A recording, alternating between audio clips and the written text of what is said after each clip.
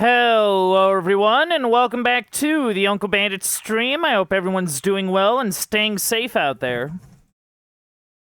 I'm just kind of, I don't know. I'm kind of,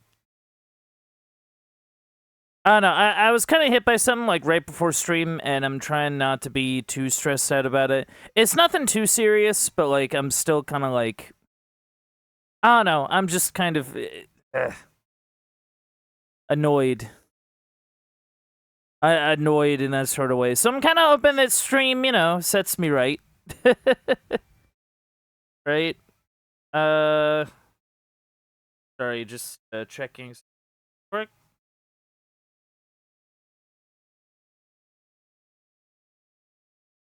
Alright then. But yeah, no, speaking of, checking things real quick, today we are continuing our playthrough of Apollo Justice, Ace Attorney. So without further ado, let us hop back into the Videoverse.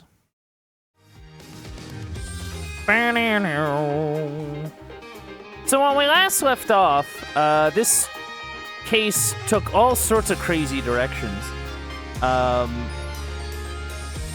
Basically, there's like Interpol involved and like international smuggling and, you know, KAYFABE, SHOWBIZ KAYFABE.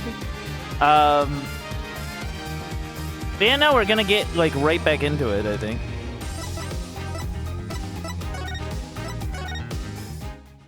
Alright, gang.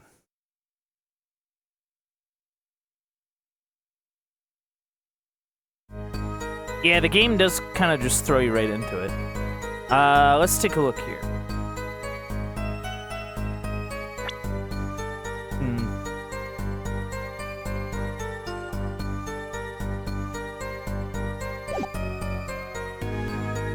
Okay, above the ceiling when she heard the voice.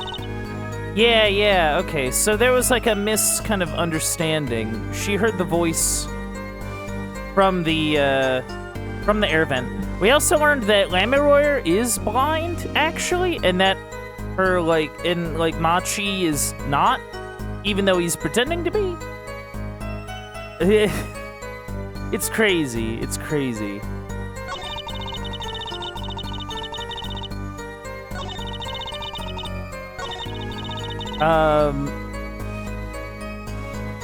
Right. And there was, like, this magic trick.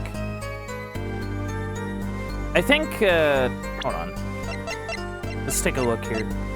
We have the lyric sheet, investigation request, postcard, a revolver, a brooch, a mixing board, Gavin's keyring, autopsy report, photo of the scene, a diagram, a videotape, a headset, the igniter that was activated by the remote trigger, diagram of the forum, Borginian newspaper, a replica of the cocoon, a remedy for incuritis, right? I almost forgot about that, yeah. It's so ridiculous. We gotta name, like, a super deadly disease. Like, an incurable disease that's, like, super sucks. We'll call it incuritis. That'll work. I think it would be this, right? Objection! Okay, I gotta get my Apollo voice out. Ugh. Lameroyer, truth be told, the reason for your presence above that ceiling is quite clear. Especially when you consider what happened during your performance. What happened? Yes, it's all right here on this videotape. Yeah.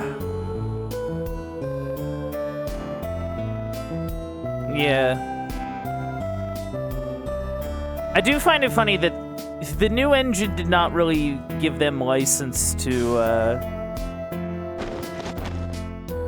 I don't know, do too much to these visuals. I bet they're not too far off from the 3DS visuals. Which, you know, I'm all for, you know, preservation, right? It's preserving the way it was.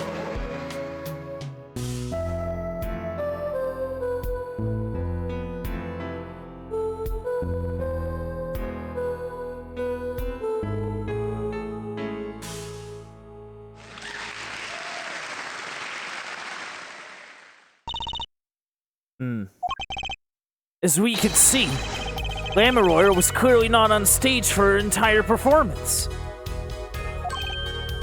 Though it saddens me to be so realistic, Lamoureux is incapable of actually vanishing, let alone teleporting. Let alone teleportation. Yeah, no, that's... yeah, no. Teleporting is a skill that she hasn't unlocked on the skill tree yet. So the explanation is that she was hidden from view. And during that time, she moved to the back of the forum.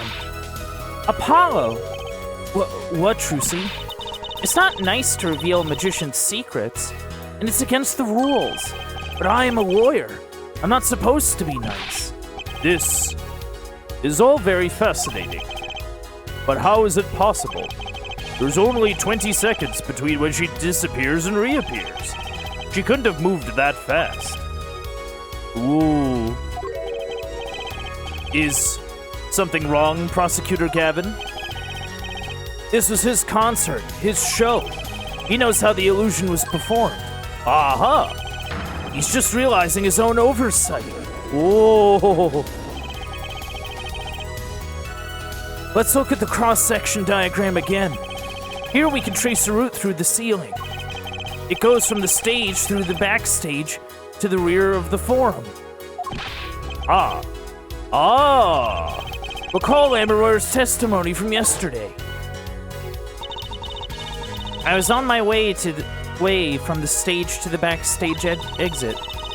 There was something like a little window there. That's how I saw.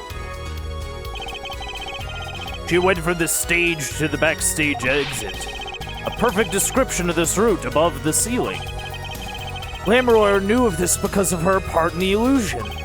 But she wasn't the only one who knew. What? Just now in the lobby, Bachi told me something.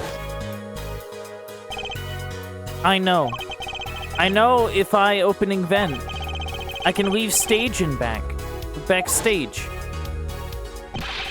He said that? Oh, were you not informed, Prosecutor Gavin? I knew about the Vanishing Act, of course.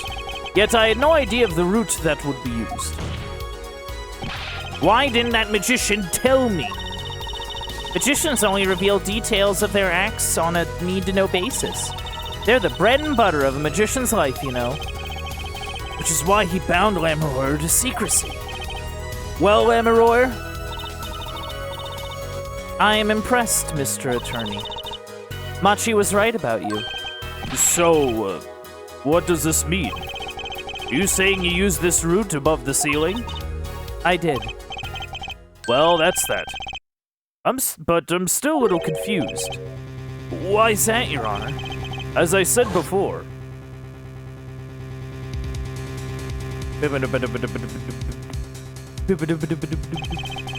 There was very little time between when she disappeared and when she reappeared. 20 seconds tops. How could she do it so fast? Especially she stopped to hear the shooter's voice.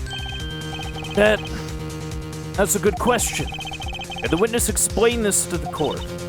I cannot. Very well. Mr. Justice? Yes? It's all up to you. Do your thing. What thing, Your Honor? You need to explain how Lamoureux was able to teleport like she did, or I'm throwing your case out with the bathwater. Why do I get picked on? It's Lamoureux who isn't going along with the program here. As I have stated before, I am not at liberty to speak of the illusion that night in detail. Then you'll just have to tell us what you can. We'll hear your testimony on this.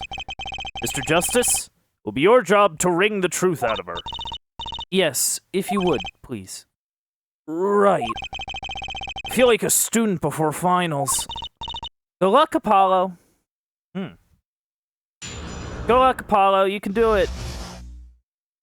Just give me like a quick second.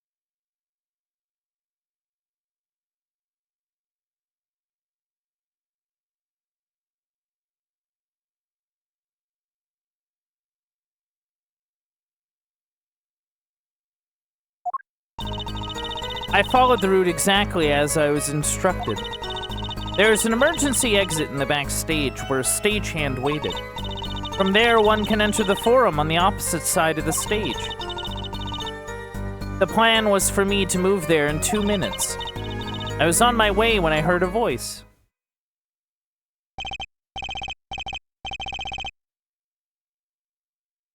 Hmm. 2 minutes, you say? The mystery deepens. I suppose it was too much to hope that the judge would come up with something. As does my curiosity. Take it away, Mr. Justice. Right, Your Honor. All I have to do is find the contradiction between what Lamoureux is saying and what we can see plainly in the video. I figured it out already. I'm a magician after all. Well, tell me. Not a chance.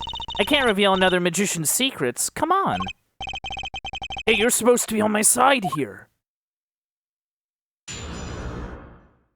Could it have been like a... Hold on.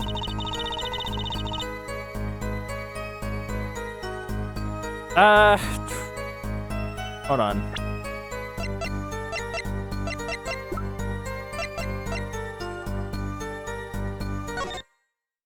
Yeah, let's go like take a look.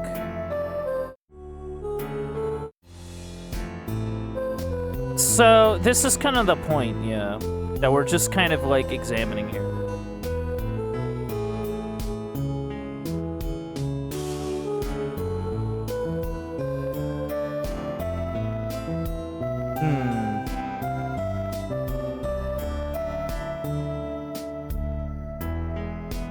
Okay, so this is the trick.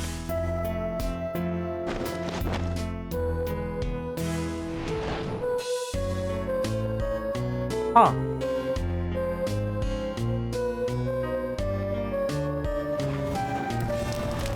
Okay, so...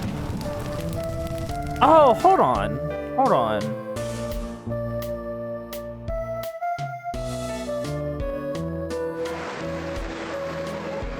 Yeah, interesting. Hold on. So, like... The interesting thing about it is that she, I'm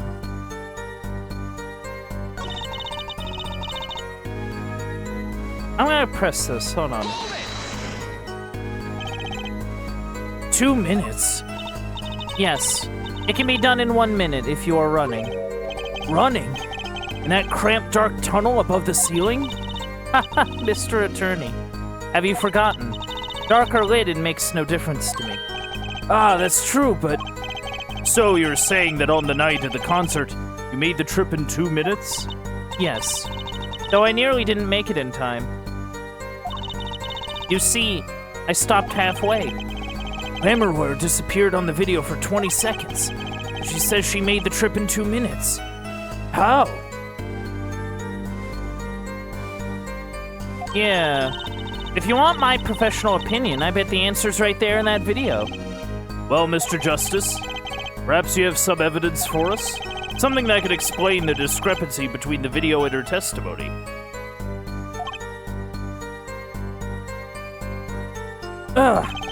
Evidence explaining the discrepancy. I think we have something. There's one piece of evidence that explains the discrepancy. 20 seconds instead of 2 minutes. Wait. 2 minute, hold on. If the switch was 20 seconds, then it was 2 minutes. But Yeah, the swap was 20 seconds, but then it took 2 minutes for her to get over there. Was it like, oh, did they do like a switcheroo?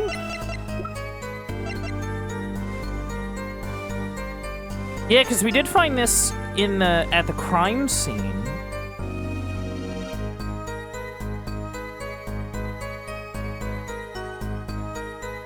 I mean, that's... I'm kind of wondering if they did like a switcheroo.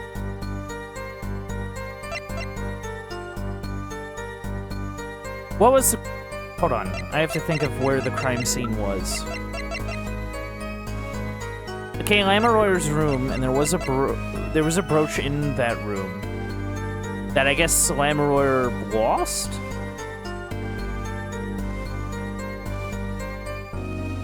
But even then, it doesn't seem... I'm gonna present it and see what happens. Lamoureux, do you happen to remember this brooch? Aha! The brooch. We saw that yesterday, did we not? It was found at the scene, Your Honor. And you're bringing this up now... Why? I thought we had already determined when that was dropped. So did I. Well, we hadn't. Hmm? Take another look at the video.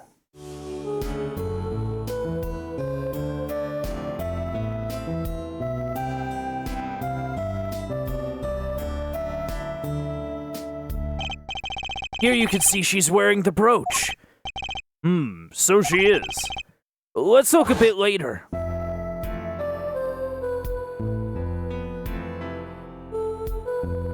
Yeah, she's not wearing it there. What? The brooch. It's gone. What? Yes. The brooch disappeared in the short space of 20 seconds. It takes a full minute to run from the stage to the backstage. Which means there can only be one explanation. The Lamoureux we see before the vanishing act and the Lamoureux we see after are two different people. What? The brooch was found on the floor at the crime scene. And not just on the floor. Or on the floor directly beneath the air vent. Lamoureux, tell me. Did you drop the brooch on your way from the stage to the backstage? At the very moment you witnessed the crime? Yes, I think I did. Order! Prosecutor Gavin. From your expression, I gather you had no idea this was the case here, Judge. I, of course, knew about it. What? Don't get me wrong, I wasn't hiding it. It just never occurred to me that the switch and the shooting took place at the same time. So, I was right? There was a switch. There was. Just before the stage's tower rose, Lamoureux was replaced. While we're on the subject, just who was this replacement Lamoureux? Yeah, that is really important, actually. Why, the man behind the illusion. Valant Gramary. It was Gramary? That's quite the illusion. I still don't get one thing. Yes. The switch happened before the tower rose, correct? So you weren't on the stage. That's right. But this, fake Lamoureux is still singing. And she's pretty good. That's true. Come on, Apollo, that's an easy one. They were just playing a recording. Ha ha ha. The Governors aren't some kind of air guitar band, for all I know. Oh, you mean I'm wrong? When we play a show live, we play live, no recordings. Perhaps you can explain, Lamoureux? Very well. Yes. Do tell, and add it to your testimony. Had to keep singing even while I moved.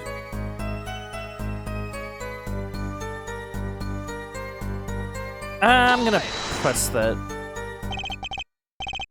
You were singing? Yes. Mr. Gavin expressed a dislike for recordings, so I used this. Wait, So you were singing the whole time? Even when you were crawling above the ceiling toward the backstage? Why should it matter where I sing when everywhere I go is the same darkness? But if you were singing while you were walking... That's right. Wouldn't the shooter and the victim have heard? She was singing right over their heads after all. That is right. Yeah, no.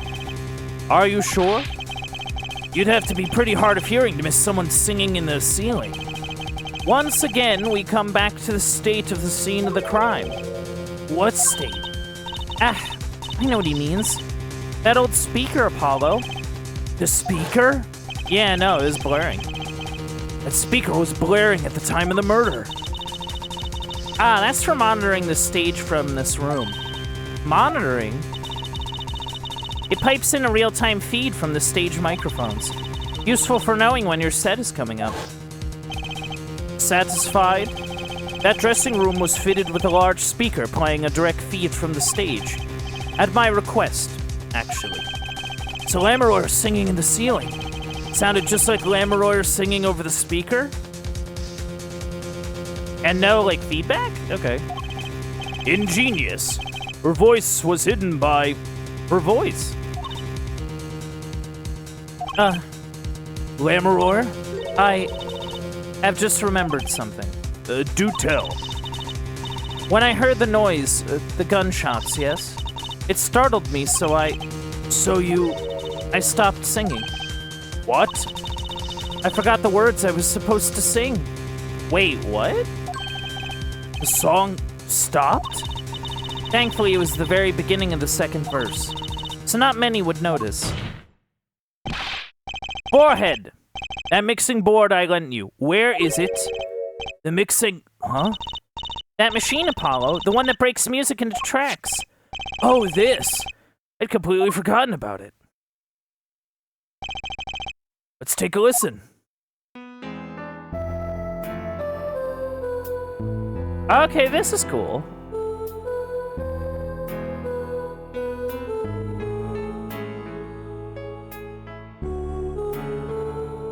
Yeah, no, this is pretty neat.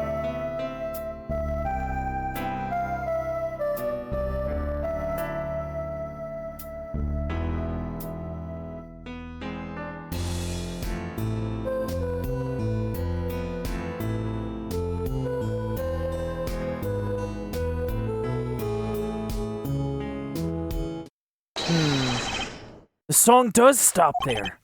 It does? Well, I must have missed it. Look at the lyrics sheet at the top of the second verse. See where it says pleasure, pleasure? Now listen again.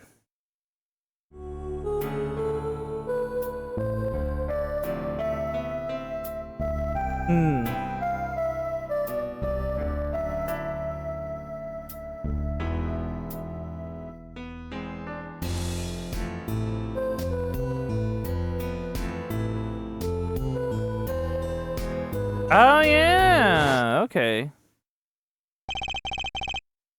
This is evidence indeed. I believe we are guilty of making a terrible mistake. The crime didn't happen during the third set. It happened during the second, during Lamoureux's ballad. If that is true, no one on stage during the second set could have been the shooter. Which means that Darian Crescent could have done it. He wasn't on stage for the second set. Well, Prosecutor Gavin? Fascinating. I don't believe I've ever seen a trial turned around quite so thoroughly. Yet one problem remains. What's that, Prosecutor Gavin? Herr Forehead's theory does have a certain kind of logic to it. Yet it is entirely based upon Lamoureux's testimony. Yes? Is there a problem with this? Well, it's quite simple, though it pains me to say it. What if she is lying to protect the defendant? But you have no proof. All I'm saying is that the truth is as yet unclear, until we hear directly from the man himself. The man? You don't mean... Yes. Though he is a friend and band member, Darian Crescent must take the stand. I see no other way. As someone with a new perspective on the case... As a suspect, to be frank. Wow, okay. Finally, the rat's coming out of his hole. I'm ready to catch him. Darian Crescent, get ready for justice. This is as good a time as any to pause for a brief recess. The prosecution will summon the witness. Have him here and ready by the time we begin. I'm the last man who needs to be reminded of what his duties are. Very well. Court is adjourned for a 15-minute recess. Take a recess. To be continued.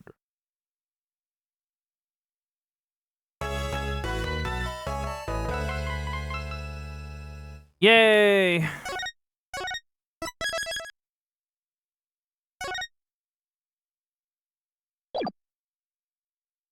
But yeah, no, I'm gonna take a drink here. Yeah, you gotta keep that voice hydrated, Jed.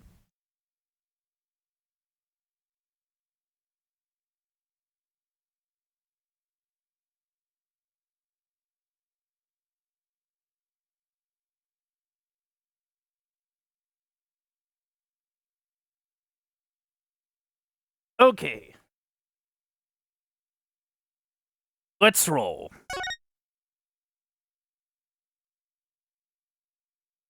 Yeah, so we're bringing Darian into the picture. Very, very interesting.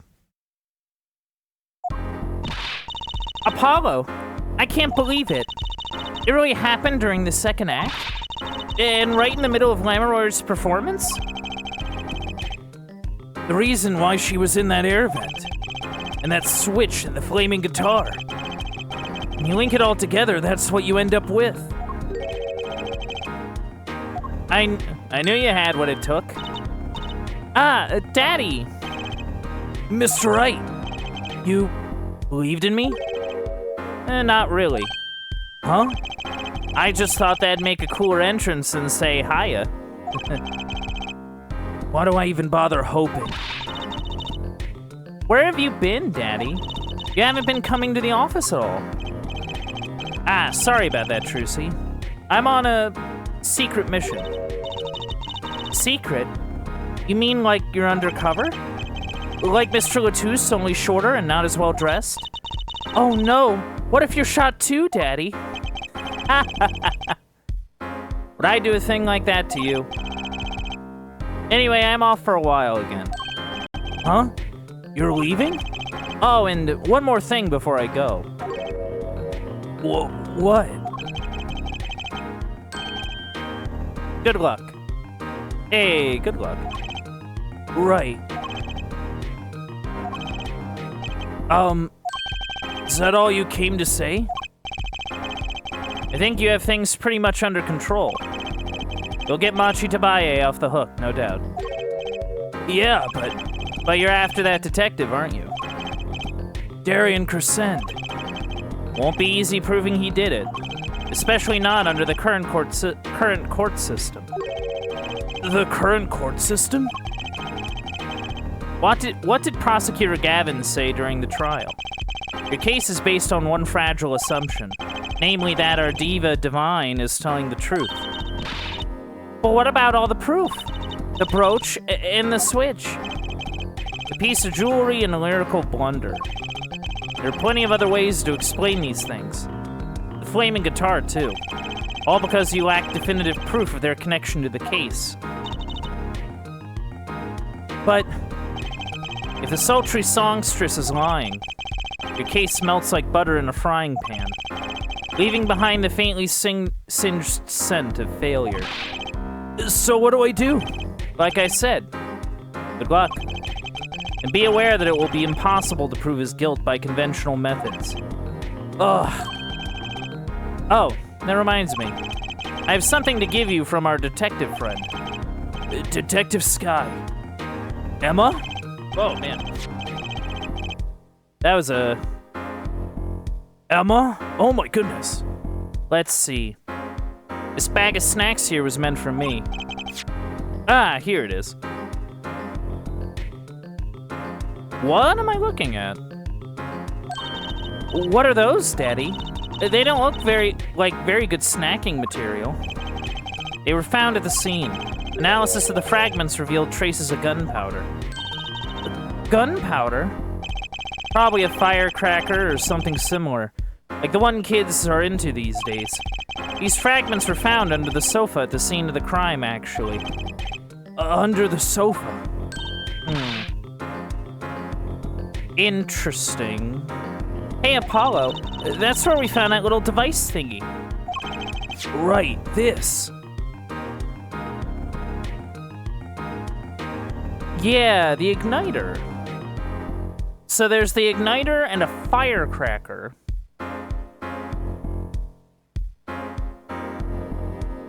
So it ignites and then shoots off a firecracker. For what purpose? Huh, okay. Well, finally, some evidence that makes sense. Yeah. That's all from me, I suppose. See you after the verdict. Maybe. Right. Every man has an igniter inside him. Excuse me? Find Darian Crescen's igniter and set him off. Ah, okay. And he walked out the door, just like a magician, normally. What does he want us to do? No conventional methods. What does that mean? Guess we just have to take his advice and hope it makes sense when the time comes. I guess. Almost at the finish line. Hang in there, Trucy.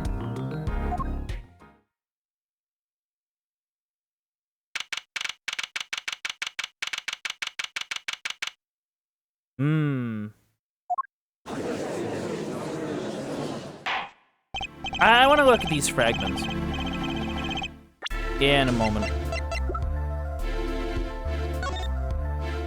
Okay, so...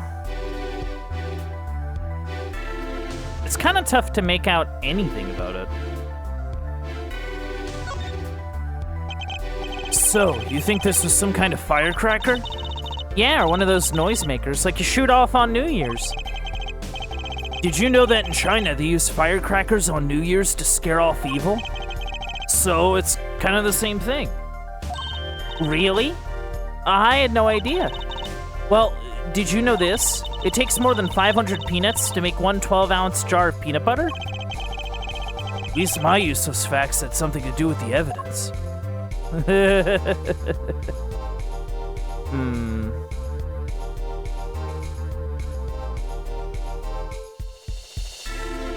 I mean, I guess the thing that kind of gives it away is this, like, rounded off hole. Maybe, like, yeah, it's like this, and then this. And then I think the idea is that, like, you load the charge in here, and then it kind of shoots out this. That's just kind of a guess, though.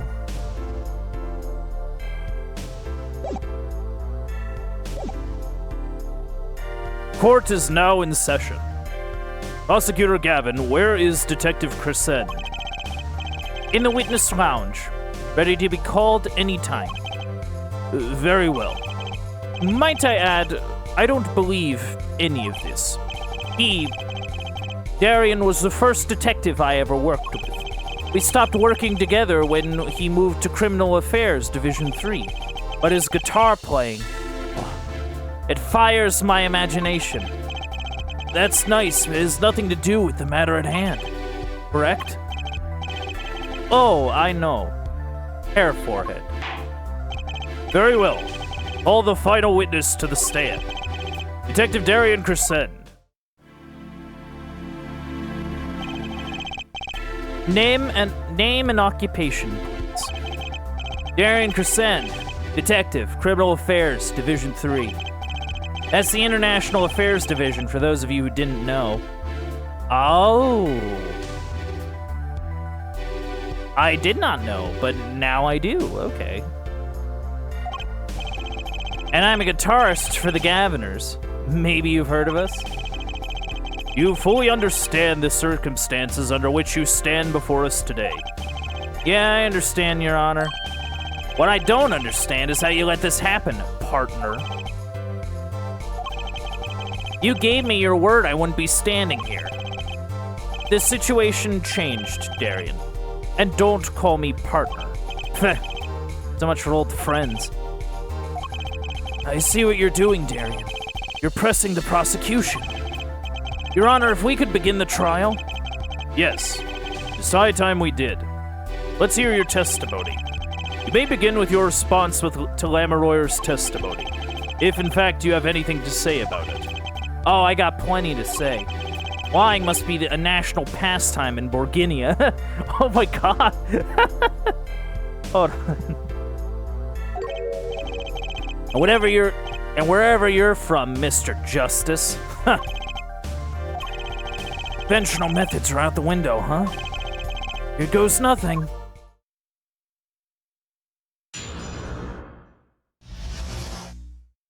Alright, let's hear it. The diva's lying, plain and simple. She's got nothing to back up her story. In the first place, she never heard my voice. She forgot the words because she heard gunshots? As if. Didn't Detective Emma Skye hear those gunshots during the third set anyway? The shooting took place when I was on stage, man. So you claim Lamoureux's testimony was a lie? Hey, don't get me wrong, I dig what she's doing, trying to protect that kid. And she's got the court eating vague statements out of her hand just because she's blind. You go too far, Darian. Look, all I'm saying is you've got a reliable witness. Why not listen to the detective? Detective Skye? I see. Mr. Justice, you may begin the cross-examination. You didn't waste any time finding our weak spot. Can't do this with Lamoureux's testimony alone. I have to find some other way to prove when the shooting took place. I mean, we were given those burnt fragments. So I'm assuming we should probably be using those.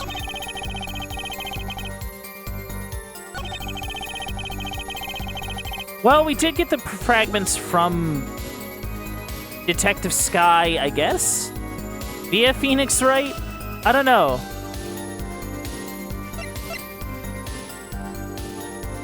I mean, we'll present it, sure. Some things were found at the crime scene after yesterday's trial. What things? The first was this small device. That's the remote-triggered igniter. Correct. And one more thing. One more thing. What are those? Remains of something burnt? Not another guitar, I hope. Traces of gunpowder were found on the fragments. We have a report that it was something like a firecracker.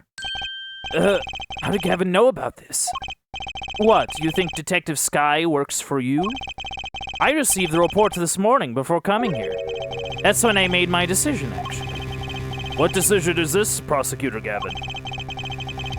I registered Darian as a witness in today's trial, just in case. This raises another possibility. Those gunshot-like sounds during the third set could have been two firecrackers rigged to go off by remote control. Ha ha! You got an active imagination, don't you? You shouldn't say every little thing you think. Your explanation there seems a bit too convenient to me. How so? So you're saying these firecrackers just happened to go off right when two witnesses came walking by? That's right. But Darian was out on stage when it happened, Apollo. How would he know someone was backstage right then? If a firecracker goes off in the forest and there's no one there to hear, you get my drift? Like, why go through the trouble, man? Ugh. How do I explain this? He may not look it, but Darian is a gifted detective. Show any weakness and he's sure to find it. He may not look it, partner? Jeez, thanks, man. That reminds me. I happened to pass through that very hallway several times that day myself, and I saw something odd there just before the third set. Something odd? A headset, the kind all the band and staff members were wearing. Yeah, I remember. We got that, yeah. That's right. You picked us up in front of the door to that dressing room. What if that headset wasn't dropped, but placed? And what if it was turned on? You could hear what was going on in that hallway, even if you were out on stage. Oh. Whose side are you on, Gavin? Listen to me, Darian. There are no sides in a court of law. Which is why I now turn to you, Air Forehead. I have a question for you. Huh? For me? The igniter and the burnt fragments that were found at the scene of the crime. It's certainly a possibility that they were part of a ruse to fake the sound of gunshots. Throw the headset from the hallway into the mix and you could fabricate an alibi. But we're still no closer to proving anything. Those gunshots might have been real or fake, we can't say. Ugh. You've raised the possibility that the shots heard during the third set were faked. Now you need to prove the other half of the case. The other half? Look, I'll just tell him.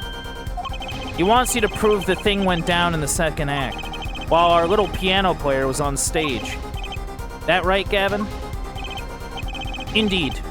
If you can't prove that, then to continue this cross-examination would be pointless. Well, Mr. Justice, can you prove the crime took place during the second set? Yeah, I think. You better know, Apollo, otherwise we're through. It can be proven.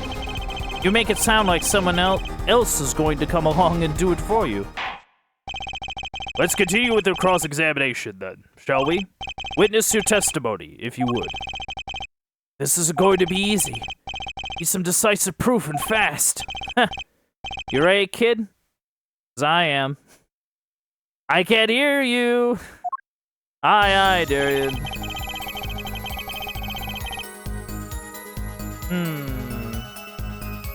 Let's see your proof, huh?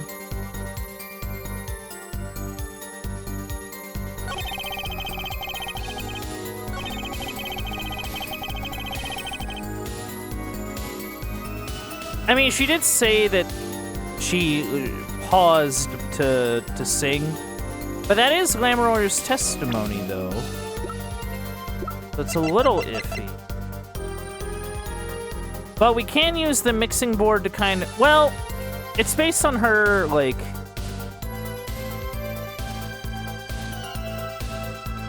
Oh, would we be able to, like, hear it?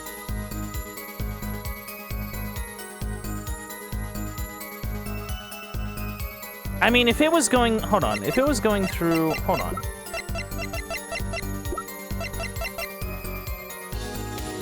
Receiver, transmitter, concert staff.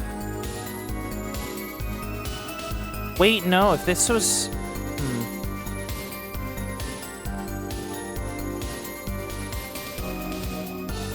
I feel like we might... If it was picked up on this headset... Right? Like... Firecracker goes off, headset picks it up. It transmits through... Like, it transmits a 30-foot range, hits people on stage.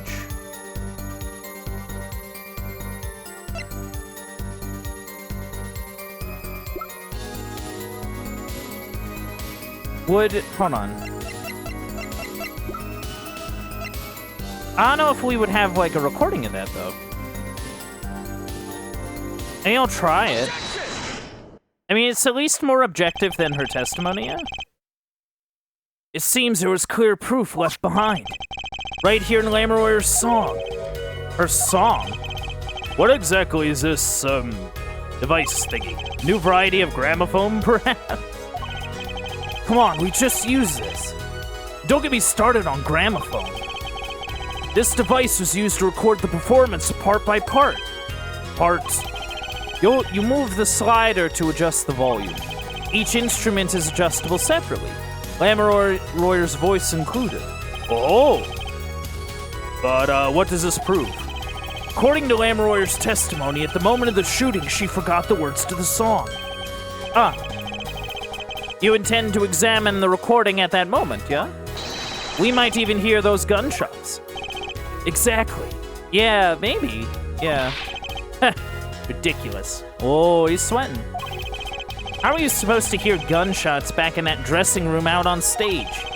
Have you forgotten, Darian? We were all wearing these headsets. Oh. We were all deeply involved in our performance, but Lamoureux's headset would have picked up what she heard all the same. Oh, yeah, okay. I see the logic. So basically, we're going to use it to check out Lamoureux's testimony, basically. Because Lamoureux's headset would have probably heard the gunshot with her.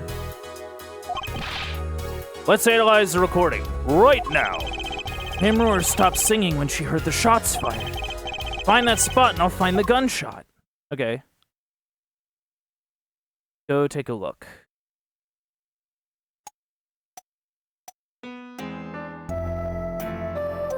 Okay.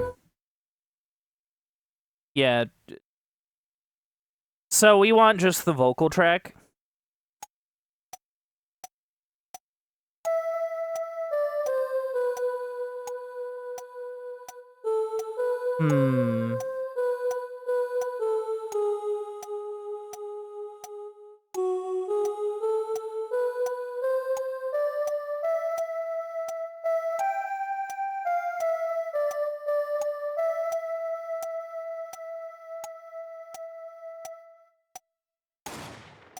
Whoa.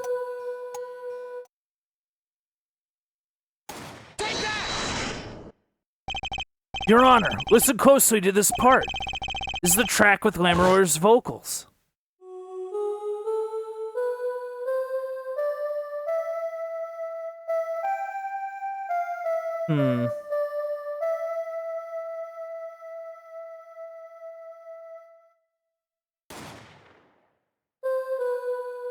Yeah.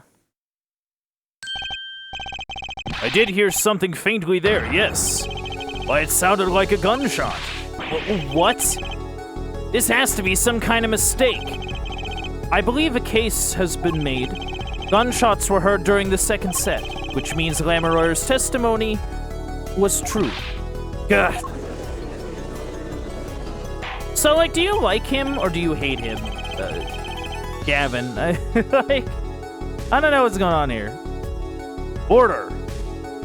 So she was telling the truth about what she heard? It was the other man speaking, not Mr. Latouche. Well, what did he say? It's over. Press the switch now. Just after that, there was a gunshot, and then the guitar caught on fire. Detective Crescend, you weren't on stage during the second set. You could have done it. But why did we only hear one gunshot on the recording? Weren't 2 bullets fired from this weapon? Lamoureux was moving through the air vent, Your Honor. She must not have been close enough for her mic to catch the first shot. But then as she passed over the dressing room, the gun fired again and Mr. Latouche's life was taken. Well, Detective Crescend? Ooh. Once again, I am reminded of something. Our performance that day. Your performance? Seeing the mixing board jogged my memory. You were there too, Herr Forehead? What is it with today? Problem after problem. My hog won't start, my guitar case is busted. My guitar's been burnt to a crisp. And to top it all off, someone's dead. And then there was that performance just now. What was that all about? This part is off. Which is that? Second guitar. It was you, Darian. I thought it strange at the time. How could you miss such a simple cue? I know you. I know how you play. You're better than that. Yeah, well, You what? And Prosecutor Gavin, what are you getting at? I'm talking about the murder weapon. Mr. Latouche's .45 caliber hand cannon. As we have learned, even the shooter doesn't go unscarred with a with a revolver that size. The kickback is enough to dislocate your shoulder if you're an amateur. Wait, you mean his playing was affected because he hurt himself shooting that revolver? That's crazy. Well, I don't know. If he was like a cop, I feel like even if you're doing like desk work, you've probably done at least a firearm safety. I don't know. Admittedly, this is like Japan America, so maybe it's different. I don't know. Huh. You're forgetting something. Yes, Detective Crusade? Yeah, okay, so he's gonna bring it up. Yeah, that's what I thought. I'm a trained police officer, you know. I've had firearms training, plenty of it. I'm no amateur. The standard sidearm issued to police officers is a .38 caliber weapon, a much tamer beast. Also, the murder weapon belonged to the victim, Mr. Latouche, which suggests there was a struggle between the killer and victim.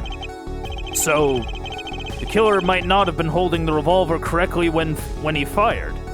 Okay, I see the line. I see the line of logic there. Is that what you mean? The thought had occurred to me, yes. Well, does the witness have anything to say to this? Detective Crusade. What I want to ask is what Mr. Sleeves rolled up ready for action has to say. Hey you, attorney. Me? Exactly which piece of your evidence is decisive again? You got a little noise on a tape that could be anything. And you have an alleged guitar cue miss due to a .45 caliber kickback?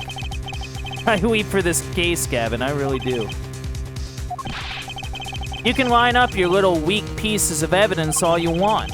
I didn't shoot that manager, and that's the obvious truth. The witness has a point. The defense's arguments, while persuasive, are not decisive. I believe we should hear what the witness has to say in response to the case so far. Your testimony, please, Detective Crusade. Tell us your reasons why you couldn't have done it. Well, tell us.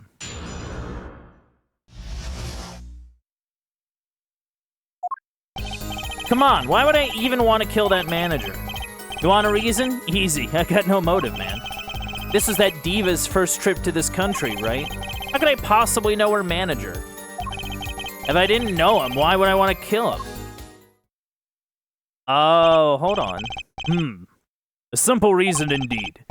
Prosecutor Gavin, is it the case that Mr. Latouche had not been to our country before? According to our records, yes. Not even once. I see. Very well. Mr. Justice, you may begin the cross-examination. Great, now I need to find a motive. God. Nothing can ever be easy. See, but, like, he was like an Interpol agent, right? Would he know that? I don't know if he would have known that or not.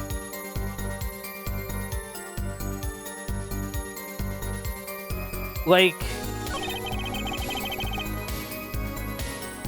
but it was very clear that it was, I think, related to the smuggling, though.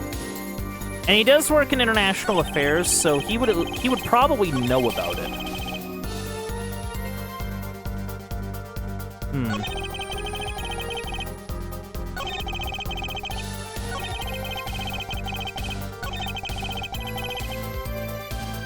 I'm gonna present this,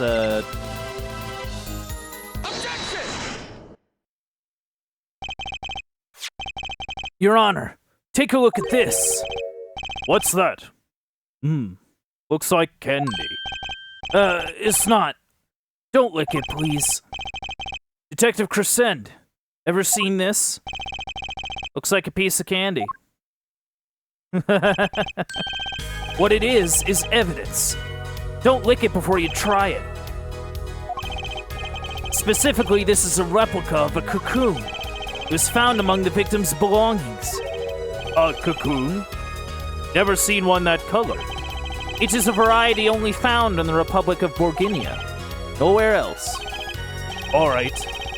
But what is this cocoon replica doing in my courtroom? Surely this has nothing to do with a motive for killing Mr. Latouche. Does it? It does. Wait, I mean, I think it does. You don't sound so confident, man. A cocoon.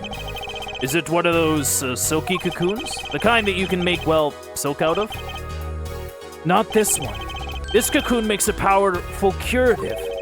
A curative? For what? Apparently, it is most efficacious at treating a disease thought incurable. It is the only medicine of its kind.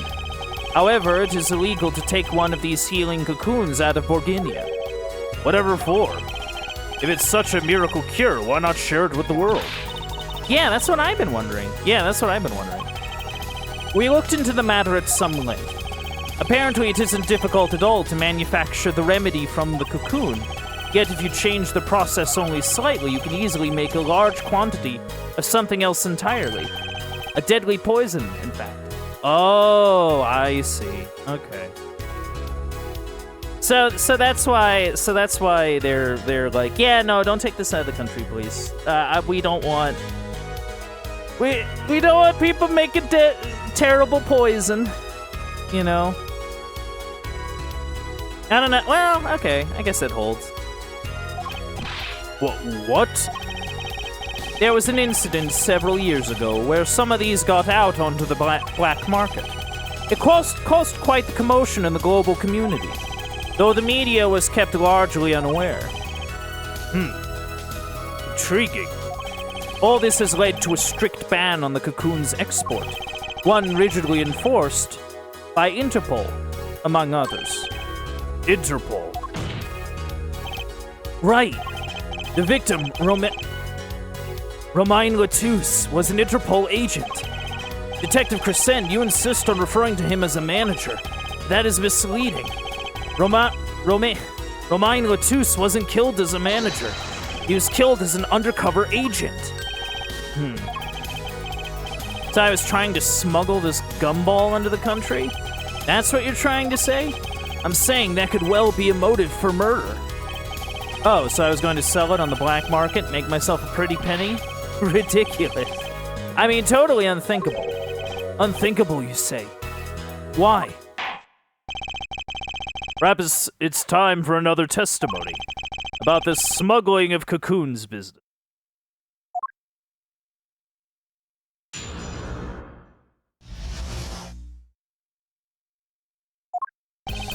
International Affairs got a memo about these cocoons. Interpol's all hot and bothered about them. Can't sell them on the black market. Too dangerous. Yeah, cocoon smuggling ain't exactly lucrative anymore. I'm in international affairs. I know the deal. Indeed. Interpol wanted these cocoons bad enough to send Mr. Latouche undercover. You kids think up the craziest things. No way am I gonna risk life and limb just to get my hands on some dirty cocoon money. Not the most noble of statements, but duly noted. According to reports, these cocoons top Interpol's list. Selling them to an underground organization would be risky. Very well. You may begin the cross-examination. This is the only motive I've got. He was up to something, and I'm gonna find out what. So, like, going off of the smuggling idea, if he didn't smuggle them in to sell them, what did he smuggle them in for? Well, I guess the only conclusion, if he wasn't to sell it, was to use it. But, like, if he was to use it, who would he use it on? Yeah, Interpol's all hot and bothered about him.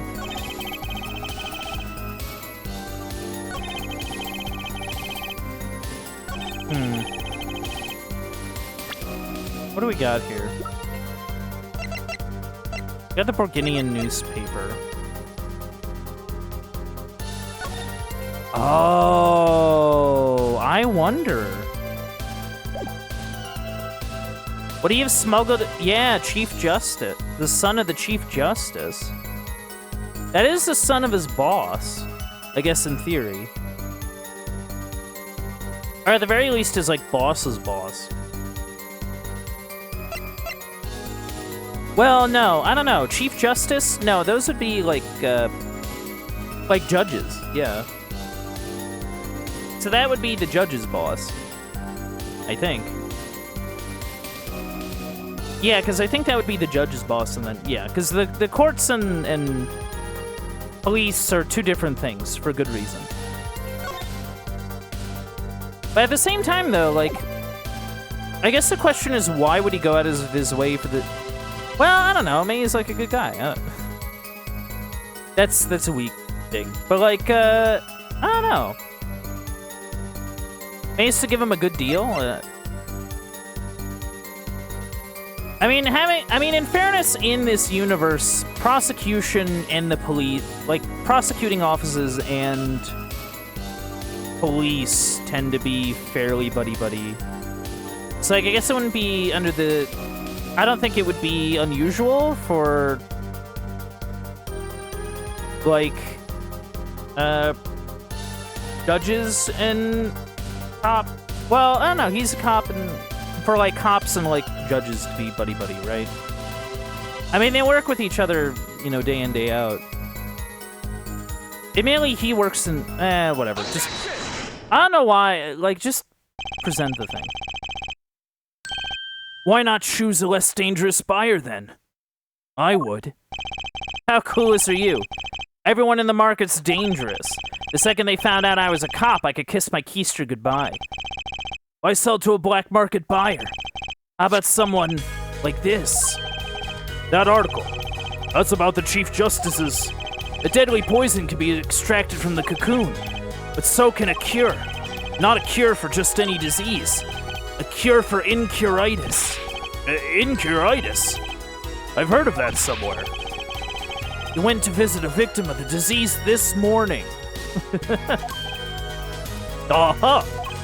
Why, that's the disease the Chief Justice's son has. You aren't saying... Our witness is a detective. He would have contact with the Chief Justice. Okay, so detectives... Okay, I understand that. You are saying the Chief Justice would never deal in contraband, not even to save his own son's life? But even if the deal went through, why, it'd be an international scandal. That's Detective Crescen's insurance. If word ever got out, the one with his neck on the line would be the Chief Justice. Ooh.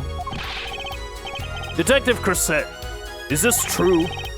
First I'm a murderer, now I'm a smuggler? How many crimes are you trying to pin on me anyway? Distasteful as it is to think about, if the Chief Justice were our buyer, why, a seller couldn't hope for a better deal. A very cowardly seller. Don't let sleeves over there trick you. So I made a deal with the Chief Justice. Where's your proof? Well... Oh yeah, and you're forgetting one other important thing. Do tell. Interpol isn't the only ones out there watching this. Organian Customs barely sleeps. They're so worried about cocoons getting out. So we were informed. Let's continue with the cross-examination. Organian Customs is very thorough.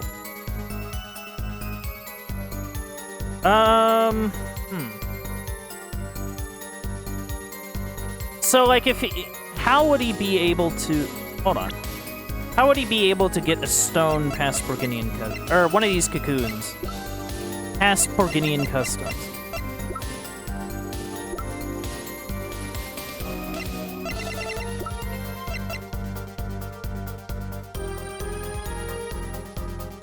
Oh.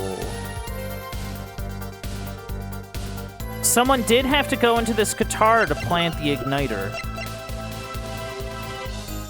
So he goes into the guitar, plants the igniter. Yeah, I remember. Gavin sent it in special, right? Yeah. Actually, there is one way. What? One way to get something out of the country. No checks. Well, what is it? You become a prosecutor. A prosecutor? I don't believe it. Believe it, Prosecutor Gavin. What was it that you told me yesterday at your office? It was a beautiful instrument. It was played lovingly for many years. A guitar befitting a woman like Lamoureux. How did it end up here? I mentioned how much I enjoyed playing it that night, and she made a present of it.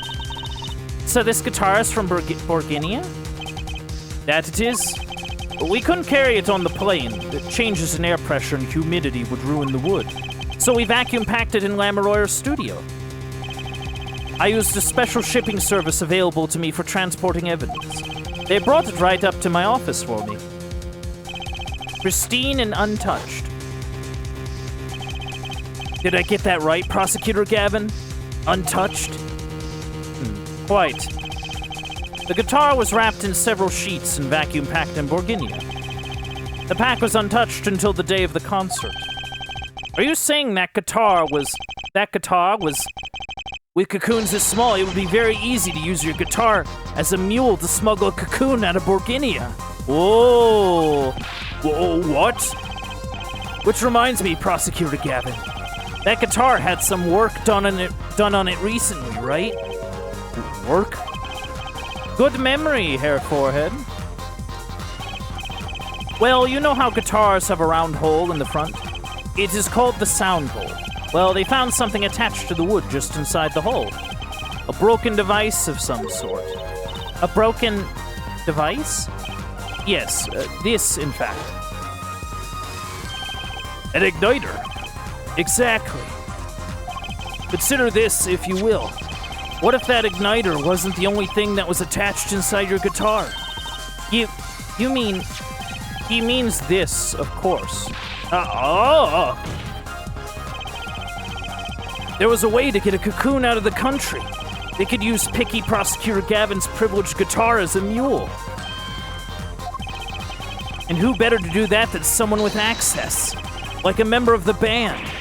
Yo! Yeah. Order.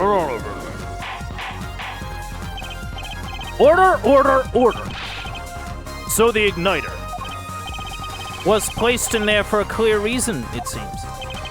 It was a safety precaution. A precaution? Herr Forehead. The last it all comes together. Every strange thing that happened that day. Care to review? Maestro, the gentle sounds of Lamoureux's ballad, if you please. First, my keys were stolen, a harmless misdemeanor, which forced me to break the lock on my guitar case. The key was stolen to retrieve the cocoon from the guitar. I see. But things didn't go so well. The smuggler wasn't counting on the guitar being wrapped. Only a member of the band could get near that case. Unwrapping the guitar would raise too many suspicions. Then the concert began. Right about this time, a very large problem presented itself to the smuggler. What's that? Mr. Latouche. Mr. Latouche, an undercover agent, was on to something. He would have known about the guitar. He'd only have to check the shipping records. So, Mr. Latouche tried to examine the guitar himself. If the cocoon were confiscated, then the gig would be up. The only thing left for the smuggler to do was to get rid of the whole lot. It's over. Press the switch now. The guitar burst into flames and the cocoon was lost. And then Mr. Latouche died, with Lamoureux there to witness it. There's your case.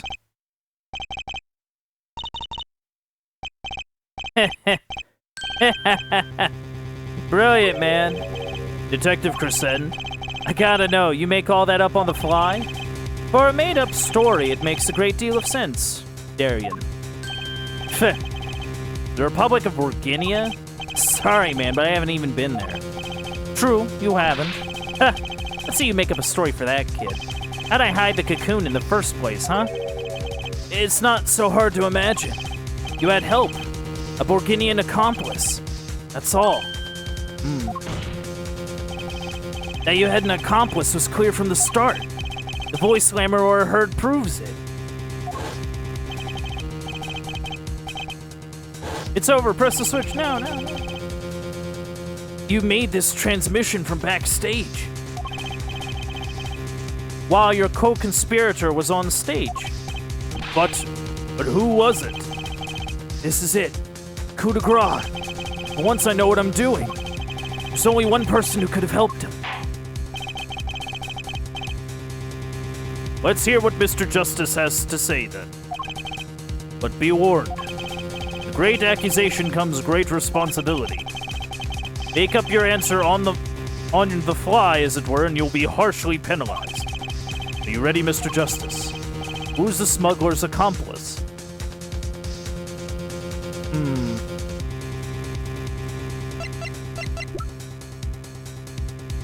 No, that wouldn't make sense. I think it's the kid. Because, like, we have the kid...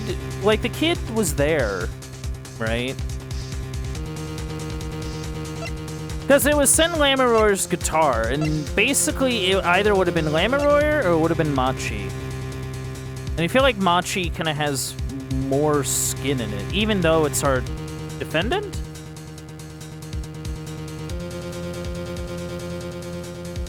Like... Also, not to mention, Machi was still on stage that whole time. Because, like, the thing is that, like, it would need to be somebody that would have been, like, in the range of all of it. Like, Lamoureux had to, like, move around and stuff, and, yeah. I think it might be the kid. There's only one person who meets all the requirements of the accomplice. And that person is the defendant, Machi Tabaye. But, Mr. Justice, he's your client.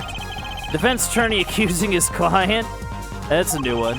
I assure you, no one is more unhappy about this than I am. But I'm here to defend him in the murder of Mr. Latouche. I stand by my statement earlier that he is innocent of that particular crime. Indeed. The defendant is Bourguignon. He does meet the basic requirements to be the accomplice. But what if it was in fact Lamoureux? It couldn't have been. Well, you seem sure of yourself. The reason is electronic signals, Your Honor. Electronic signals?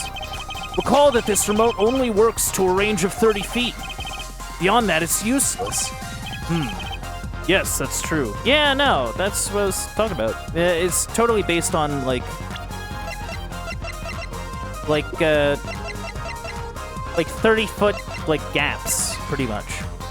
So, like, Lamoureux moving through the vent back, you know, like, it would just put her out of range of everything. Like, it'd just be kind of crazy.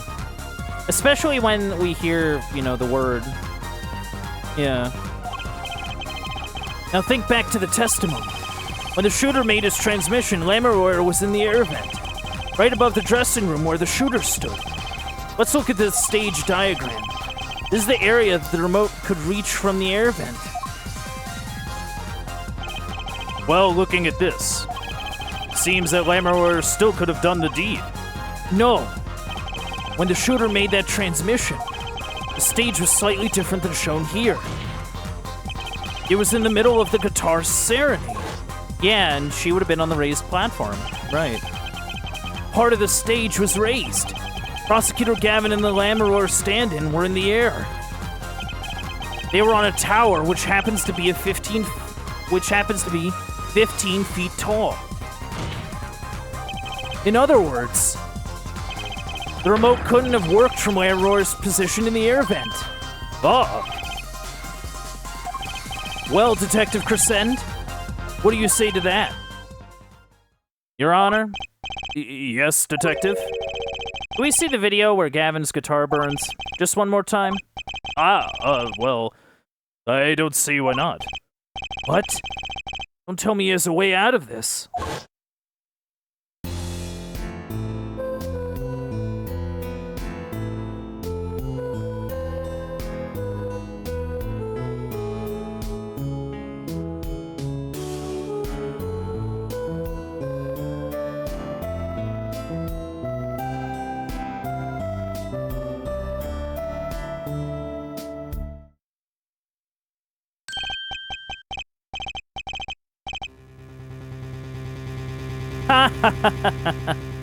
Too bad, so sad.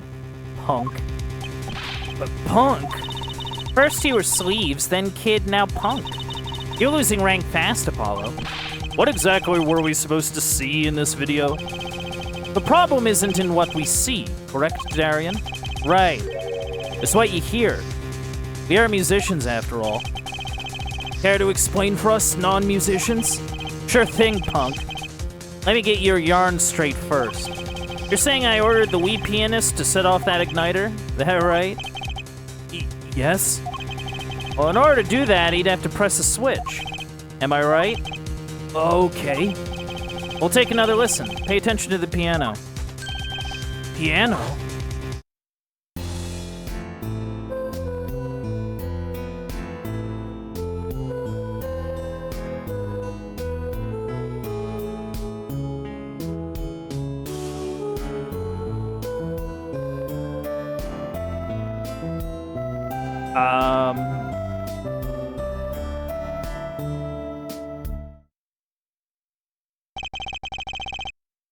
What, seems to be the problem there? Piano sounded just fine. And that's the problem. Man, you still don't get it. Ugh. Yeah, how's he supposed to hit that switch if he's playing? You got Miss Diva, the guitar, the bass, the piano, and the drums. The only one with her hands free was the diva. Glamour. But according to you, she couldn't have been the accomplice, could she? Ugh. Your accomplice would have had a hard time helping out. If they could even press a switch. The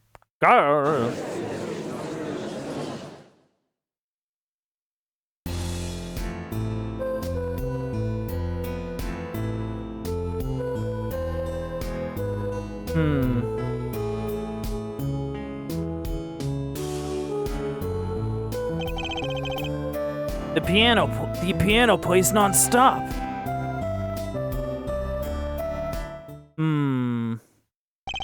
He couldn't have pressed that switch. Well, Mr. Justice, piano does seem to be playing when the guitar catches fire. Well, it's okay. We all make mistakes sometimes. Apollo, were you wrong? I can't be wrong. Everything makes perfect sense. How could it all just... Strange.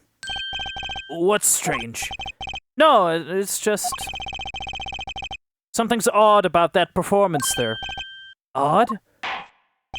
Mr. Justice, if Machi Tabaye didn't press that switch, he could not have been the accomplice you claim he is. But everything points to it. Every fact says he's the accomplice. You get the facts wrong, man. Here's some facts for you. Gavin's guitar's on fire, but the pianist didn't press that switch. In other words, your story is full of holes. Mr. Justice, let's hear your final opinion on this matter now. Is the defendant Machi Tabaye the accomplice? Your answer will reflect on everything you've said here. Give it some thought. Apollo, if Machi's not the accomplice, then our whole case is ruined. I know that. It has to be him. He was the only one who could have helped the smuggler. He had to have pressed that switch. Well, you'd better find a way to prove it. I think I have an idea. Ugh. What do I do? There has to be something that doesn't fit. Something odd.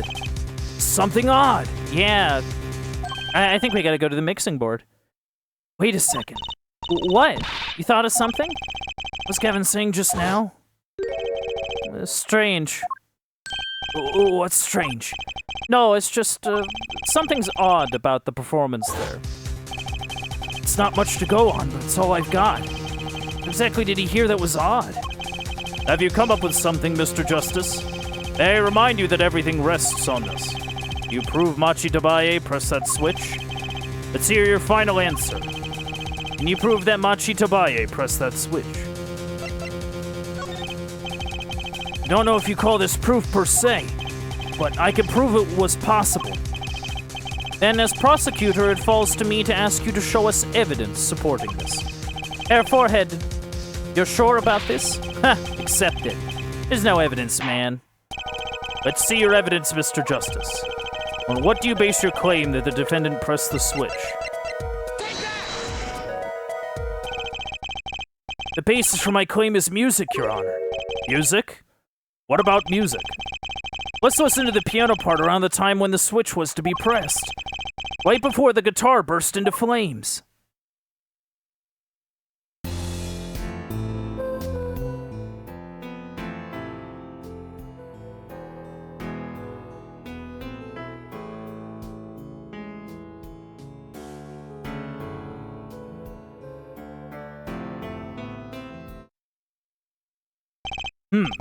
I hear a piano being played. But doesn't it sound kind of simple? Simple? Ah, I think I know what he's suggesting. You think Machi could have played that part with one hand? Well, yeah, I mean, pianos... Yeah, because, like, pianos don't require you... Well, like... They don't require both hands the same way that, like, a guitar would. You know, like, with a guitar, you need to, like... You need to, like, use your fingers to press on, like, strings and frets and all that. To actually get, like, the desired sound that you need out of it, right? And then, you know, you use your other hand to strum. You know, you strum the string and it creates a vibration and all that. But, like, pianos, you just need something to hit the keys, and it's like... You know, like, you need your hands to hit the keys... Like, generally you use both hands to kind of create, like, I guess you'd call it, like, a depth of sound. But in this case, like, but, like, with a piano, you're not necessarily required to use both hands. You know? Yeah. One hand? He only needed one hand to press that switch. He could play the piano with the other hand. Huh. So, what? So you're some kind of piano savant? Actually, no. What do you know? You can't play a part like that with one hand. Ugh. Maybe. I don't know what I'm talking about here. Wait, I know. Hey, Trucy. Yeah? You got something? Mr. Wright, your father, he's a pianist. Could he... Oh, Daddy? He couldn't play a part like that even if he had 3 hands. So sorry. So sad for you. No, not really. Uh-huh? That was just the easy way to prove it. There's always the hard way. Man, how are you gonna prove whether he played it with one hand or 2? You can't. I admit it will be rather difficult to prove. It's highly likely he was playing with one hand. How do you know that? The clue is what Prosecutor Gavin described as sounding odd. What sounded odd? I bet we can tell by listening to a certain part of the song. No. No way. Well, it seems we've come to the moment of truth at last. Let's hear what Mr. Justice has to say for himself.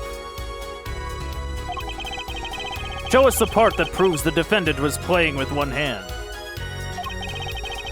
Right before the guitar burst into flames.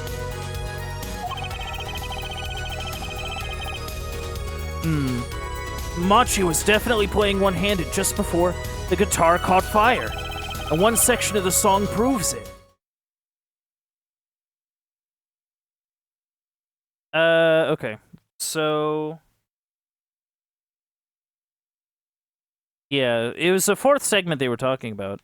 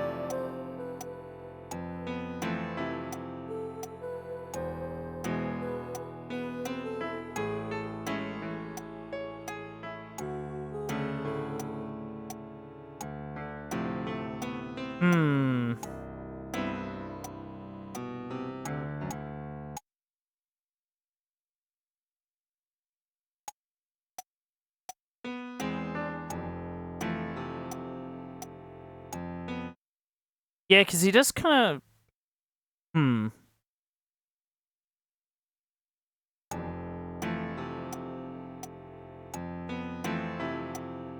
Yeah, because there's like a little, like, do, like a little flourish there. Yeah, because, like, the way that, like, pianos work, like, you usually have, like, the, like, I don't know, usually you have, like, what's the word? I almost want to say it's, like, melody and harmony, but, like, I feel like that's wrong. But, like, generally, you've keys on the higher register of the piano, keys on the lower.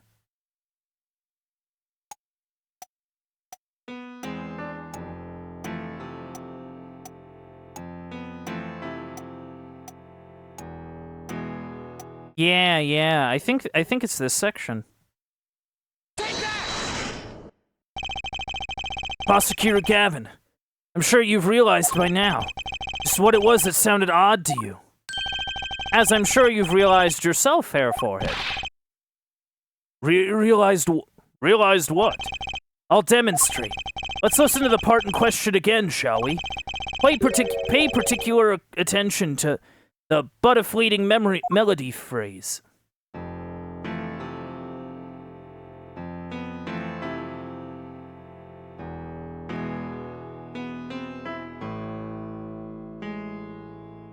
Yeah, there's like a pause there, yeah. Ooh, alright. Man. How many times do we have to listen to the same thing? You're right. Enough of that. Let's listen to another section, shall we? Another section? The guitar bursts into flame at the end of the second verse. Let's listen to the same spot. In the first verse. Pay attention to "Oh, that night in your embrace." Whoa.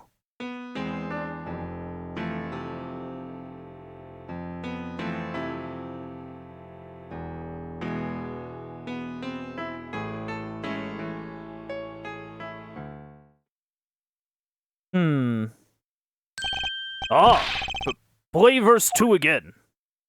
Okay.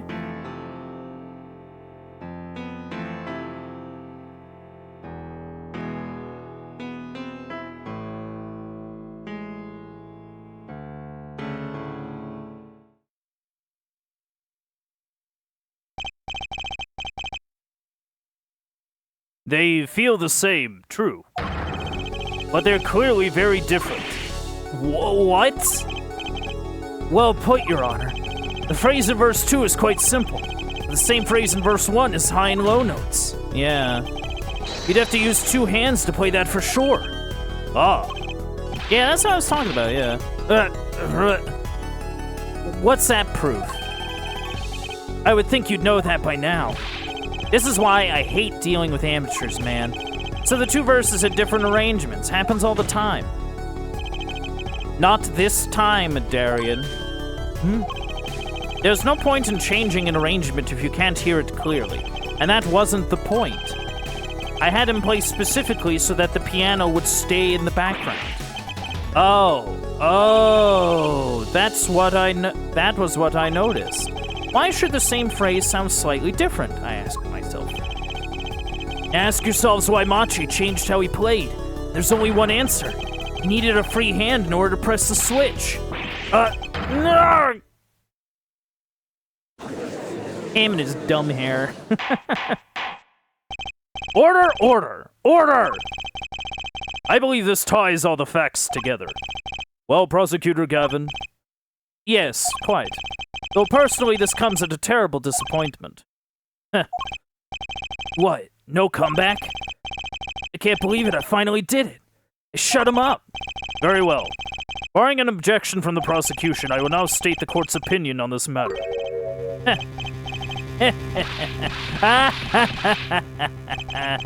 Good show, Sleeves. No, great show.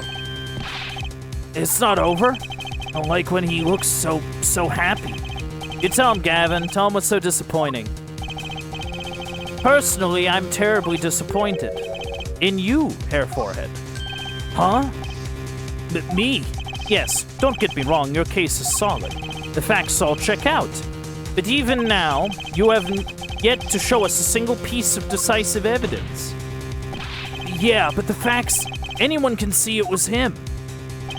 Unfortunately, anyone does not include the law. I'm afraid your case doesn't cut it. But 1,000 facts might point toward the same conclusion. Without decisive evidence, it's not proof. That's the rule under our current legal system. Oh, I don't believe it. It does not seem as though the defense has any more evidence to present. I think he did. If he did, we already would have seen it a long ways back. It is unfortunate, but at present this court is unable to acknowledge your accusation. What? Grumble, grumble, grumble. Truth is staring us all right in the face. Why can't they see it? What's the point of a legal system that protects criminals? Apollo, remember what Daddy said? Won't be easy proving he did it. Especially not under the current court system. So what do I do? Like I said, good luck. And be aware that it will be impossible to prove his guilt by conventional methods. Ugh. Every man has an igniter inside him. Find Darian Crescend's igniter and set him off. I wonder what he meant by every man's igniter. I think he just meant a weak spot, no? The kind of thing that a single spark could turn into a wildfire of emotion. Won't be able to press him further by conventional means. Gotta find a weak spot in this guy. Something fatal. So, can I get back to work now, or what? It may look like I got a lot of time on my hands, but I got no more time to play pretend with this deadweight attorney. Well, Mr. Justice, we've come this far without decisive evidence. This witness won't be coming back to the stand once we let him go. Every man has an igniter. Huh? Didn't you say the better the guitar, the brighter it burns, Prosecutor Gavin? Ah, yes. Good guitars are kept dry, is why. That provides the best sound. Even a small spark could cause irreparable damage. English. Your plan has an igniter in it too, Detective. It was there from the very beginning. What? Fighting time, Justice. You blow this one, be out of your hands for good. Go for it, Apollo. What, and this igniter's supposed to come burn me up? It's almost poetic there, Mr. Attorney. All the better. I'm rather fond of poetry, and I intend to hear this one through to the very end. Hair Forehead. You are accusing this man, Darian Crescend, of 2 crimes. The murder of Mr. Latouche and the smuggling of a Borginian cocoon. This is your last chance to prove your case. This trial has already run on for far too long. Mr. Justice, this will be my last warning. The moment this igniter of yours turns out to be a dud is the moment this cross-examination ends. Understood? Yes, Your Honor. Now let's have it. Show us the basis for these accusations against Darian Crescend. Okay, this really is my last chance. The key that will take apart Darian Crescend's plan is... Yeah, I think they're right in that we don't really have evidence that would, like, put him there. I think if we can't nail him... If we can't, like, nail him for, like, the murder of Mr. Latouche, maybe we can nail him for, like, the smuggling.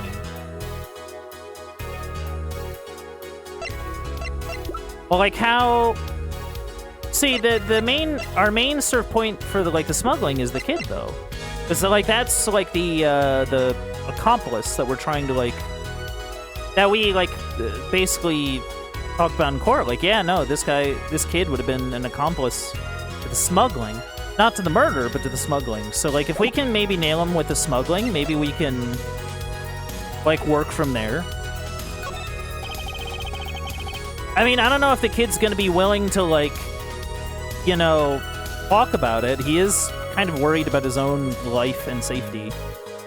But maybe, I don't know, we'll figure it out. Your igniter isn't a piece of evidence. Huh? So what is?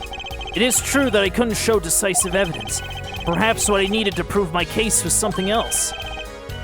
You mean a witness? Proving his guilt is a tall order, but I've got just the person to do it. Very well, Mr. Justice. Who is this person who can prove Darian Crescent's guilt? The one person who can prove Darian Crescent's guilt is the defendant, Machi Tabaye. Your client? Again? Machi Tabaye was an accomplice to the cocoon smuggling plot. Without him, Darian Crescent could not have gotten the cocoon. Furthermore, he can easily prove that the one who plotted to smuggle that cocoon is the real criminal in this case. Oh, so. It would require just one of the very cocoons Mr. Latus was looking for. With the cooperation of the Republic of Borginia, we could burn a cocoon. The burnt cocoon would leave a particular residue. A residue we would no doubt also find inside the burnout guitar. Aha! Very scientific of you. Thus, if Machi Tabaye acknowledges his agreement with Darian Crescent concerning the attempted smuggling of a Borginian cocoon, the case is solved.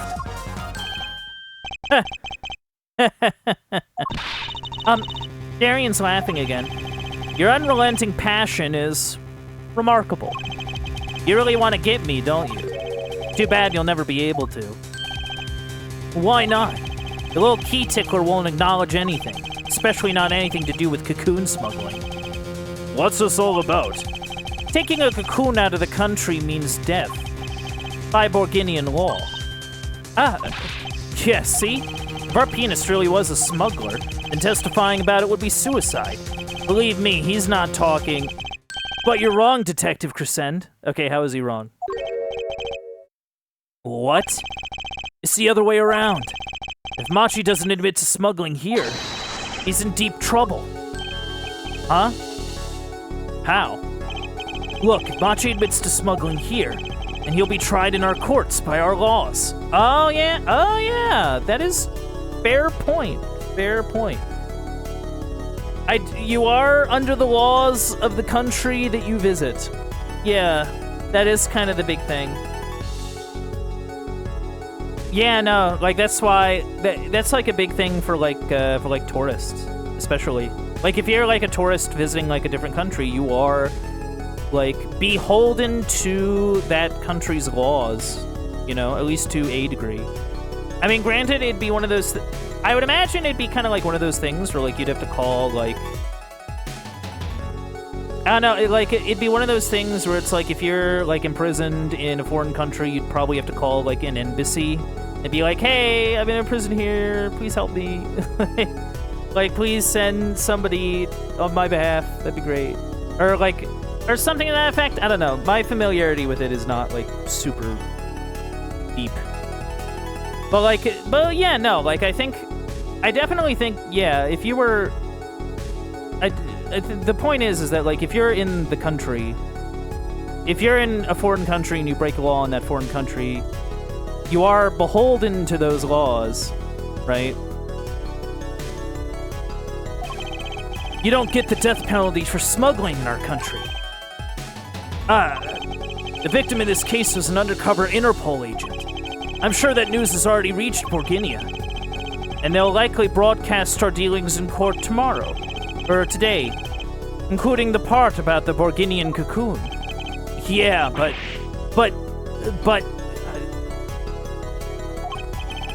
if Machi doesn't admit to smuggling now, he'll eventually be picked up by the Borginian police. And it's not like he is in any danger in our court. We're not going to find him guilty of murder here, not now. I mean, I don't know. I don't know what you do with that kid then. I don't know, like, can you charge a child with smuggling?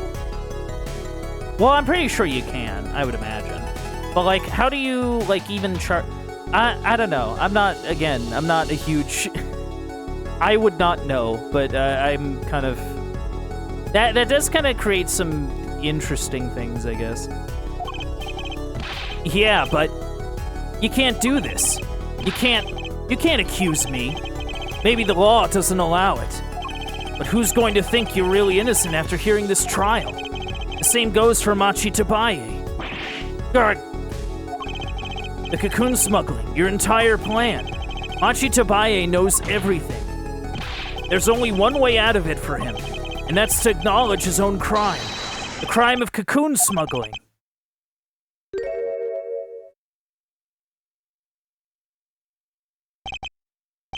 Heh. Don't worry there.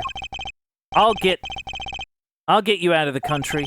I'll set you up someplace. A hidden mansion? Real nice. Want a house made of cookies? Or no, a house made out of pianos? Come on. Oh, he's trying to bribe the kid. Please. Don't take! Whoa, let him go! Don't talk! Ooh. Oh, wow, yeah, no. I know you're having an existential crisis there, bandmate, but I gotta do this sick guitar riff. Darian, I consider that my last session with you. We rocked. I'm guessing we can treat that outburst as a confession? Uh-oh, he's laughing again. There's kind of a sick desperation in it, though. Yeah, bring out the kid. Well, have you been listening to today's trial? Yes. Hey, you'll talk. You'll tell this court everything? I didn't want it to turn out this way, but I'm not the kind of lawyer that can overlook a crime. Today's trial was all for your benefit, you know. I see no reason why you should hesitate now. I knew. From beginning, I knew. Machi. Situation. I cannot explain, but money I needed. Very much money. Today's trial raises a delicate issue with our legal system. The only thing definite in a court of law is evidence. This is the golden rule. However, it has become apparent that not all things can be tried by this standard. Should another case of this sort surface, we may have to consider an alternate system by which to administer justice. Oh, interesting. Anyway, Mr. Machi Tabaye. Yes? I promise you will receive a fair trial by the laws of our country. And with regards to the current charges for the murder of Mr. Latouche, this court is prepared to announce a verdict. Oh! I thank you. I took the glasses off. That's nice. I only lie, but you see truth. You find truth. That's our job. Very well. This court finds the defendant Machi Tabaye not guilty. Yay! Bring out the confetti! Woo! Great job. Court is adjourned. Now get out. That was a long case. Like, holy cow. Like, yeah, no, that was a crazy one. That was a crazy one, I gotta say. I wonder what'll happen to Machi. Well, he did smuggle a cocoon out of Borginia. Guess there'll be another trial here. All's well that ends well. Daddy! I owe you both my thanks. Ooh, Amaroir? Is something wrong? I'm sorry, Machi was your partner on stage. Your friend. Yes. I thought of him as my own son. Even now, I do. Yet, something got a hold of him. Something evil. I see that. And he must pay for what he has done. Is that not how it should be? I'm still sorry. Do not be sorry. You've given me courage. Courage? I am considering an eye operation. It was my suggestion, actually. You mean you'll be able to see again? Wait, what? Is this the Yu-Gi-Oh! Joey's sister mythical eye operation?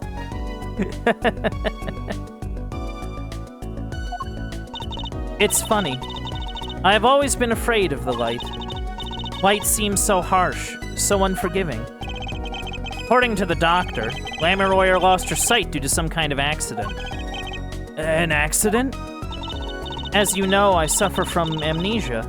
I feared that if I could see, perhaps it would open my eyes to the truth I've been running from. I was scared. You know what changed her mind? Hearing your defense in there today. You could feel your gaze unwavering, always looking straight at the truth. If the light returns to my eyes, I think I will take up painting. Painting?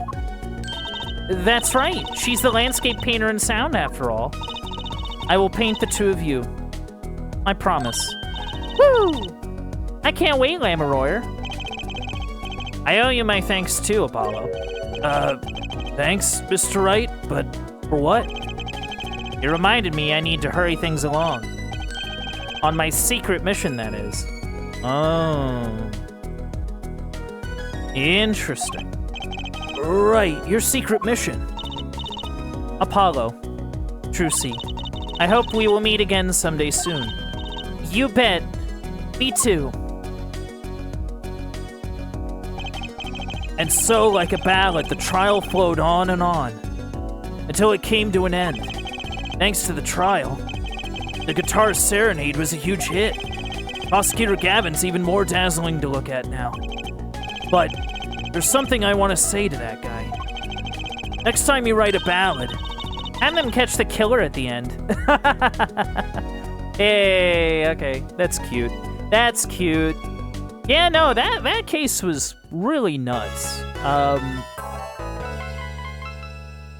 No joke. That was a crazy, crazy thing. Turnabout secession. Okay.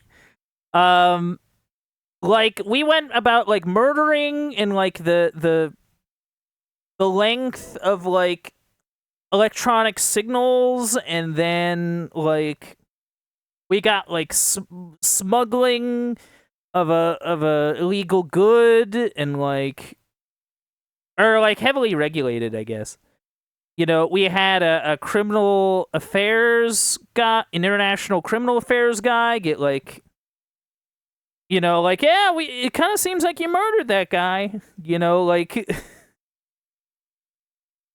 yeah, no, it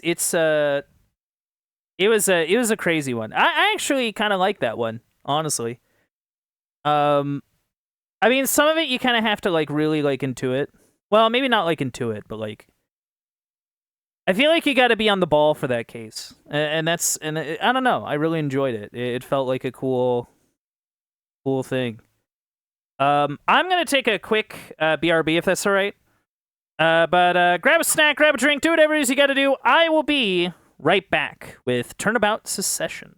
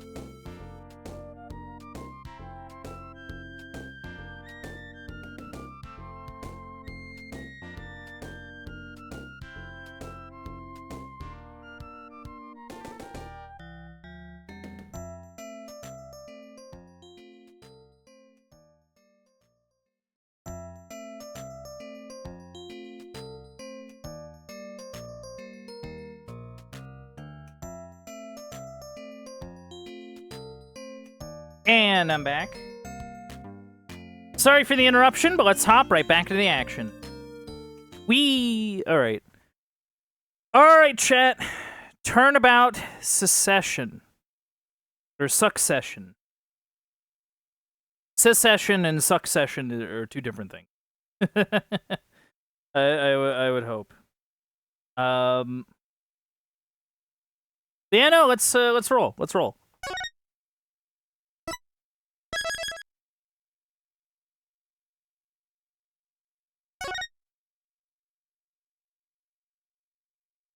Oh, whoop. Oh, whoops, my bad. I saved. It's dead. Whoopsies. Oh, and that's the whole truth of this case. Whoa. Whoa. We're in Don Hack, baby!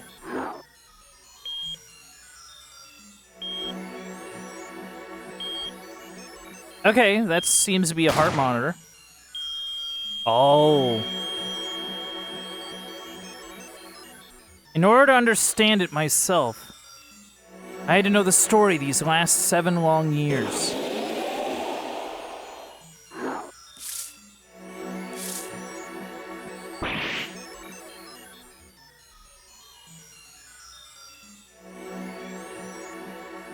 Nothing happens by chance. All is connected.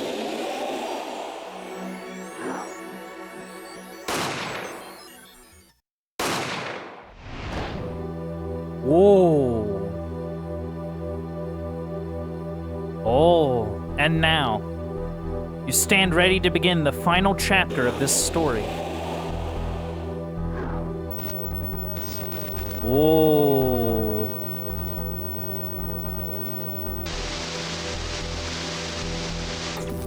That's cool. Will the defendant be found guilty or innocent? The decision is yours. Whoa, Gav, hey, it's you.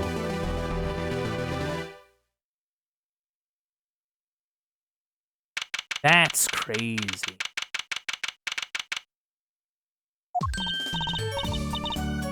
Hey, Apollo. Hold on. Yeah.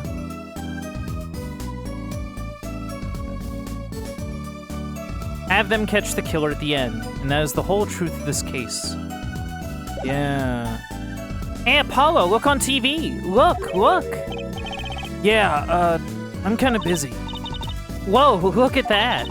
He's the last Grammary, all right. Amazing. Apollo, you should be watching this. Ow, ow, ow.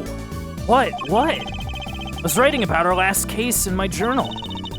Lawyers are supposed to write things in records, Apollo, not journals. And why now? That case was 3 months ago. Hey, it's a long story. I did a lot, you know. I want to vacuum pack the feel of the moment for later.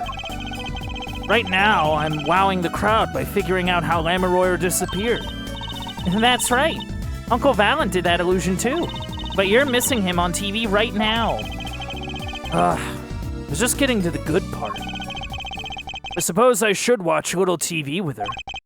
After all, her father's expecting me to look after her while he's away. Oh, okay. What you're now seeing is a rehearsal for the greatest magic show on Earth, happening right here at our very own Sunshine Coliseum. The Sunshine Coliseum? Hey, that's where the Gaviners concert was. Only 3 more days until miracles happen here, right before your unbelievable eyes. Wow, look at them! The legendary troupe Grammary is performing for the first time in 7 years. That's going to be great. I'm so there. Oh, is the one lady her mom? I'll bet money that the one lady's her mom. You and Danny are coming too. The legendary Grammarys. If Trucy's real father were still alive, he'd be on that stage performing miracles. I've got the tickets and everything. Here's yours, Apollo. Oh, nice. Ticket to the premiere showing of A Grand Illusion by the magician Valent Grammary. Ah, you're here. Working hard or hardly working? Hey, how you been? Hi there, stranger. Not exactly the kind of greeting I want to hear from my own kid. Nah, it's cute. Though he has been gone for a long time. Ah, how goes it, Trucy? Here, I got a present for you. Yay, pudding! I love pudding. Ooh, it's farm fresh. And not just one pudding, but 3 whole cups. I'll have to pace myself. Well, I'm beat. That's right, Daddy. You're on a top secret mission. You've got to take it easy with the secrets, you know. How right you are. So you still can't tell us what your mission is? Maybe it is time. It has something to do with you, anyway. Yeah, I'm curious. Huh? With me? Oh, maybe you're getting a top secret mission too. Maybe you can be one of those guys.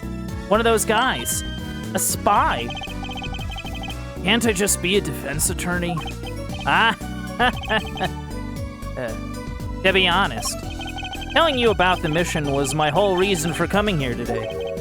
What? Tell me. You've heard of the jurist system, yes? The jurist system? Yeah, well, hold on. That's right. The new legal system everyone's talking about. Have you heard of it, Apollo? Huh? Maybe. Maybe not as many people are talking about it as I thought. Jurist system, huh? Yeah, I have a hunch.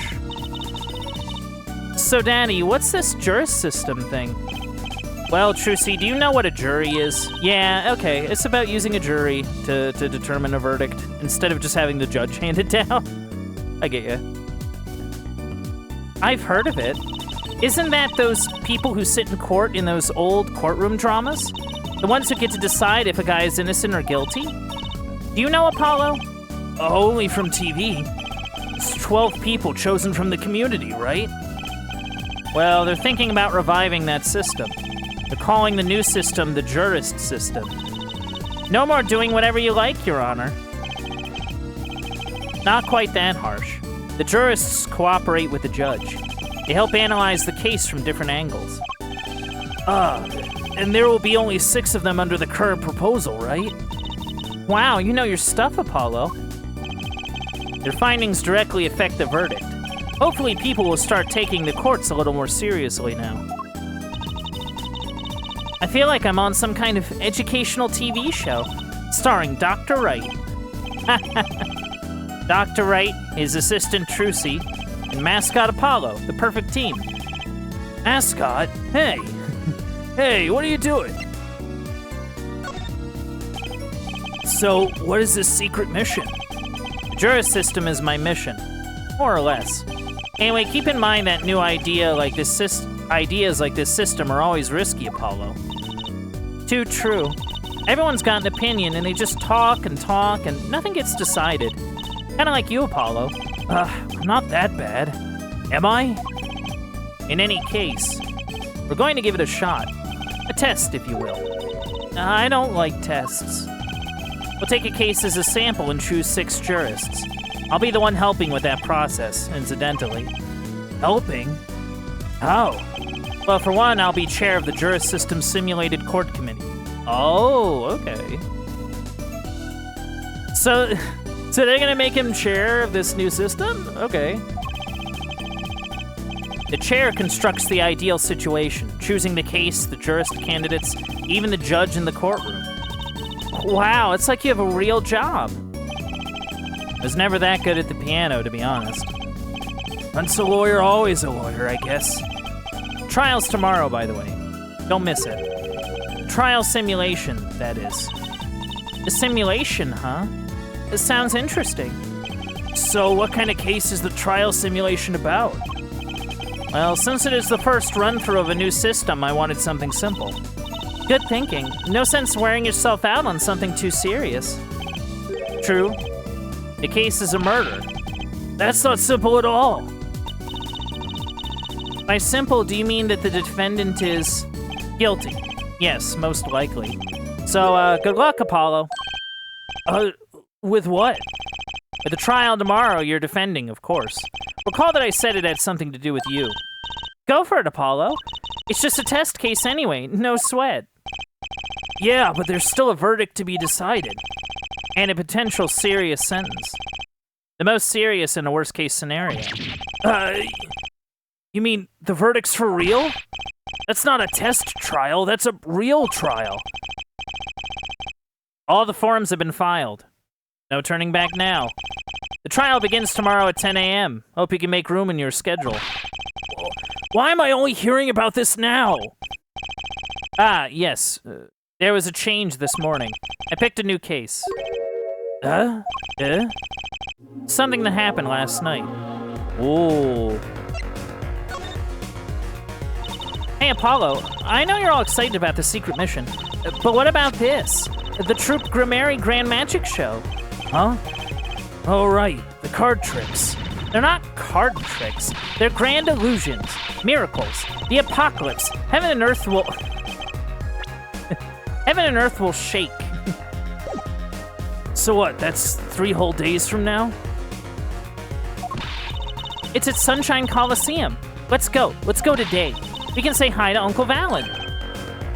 Have fun. What? I can't go by myself.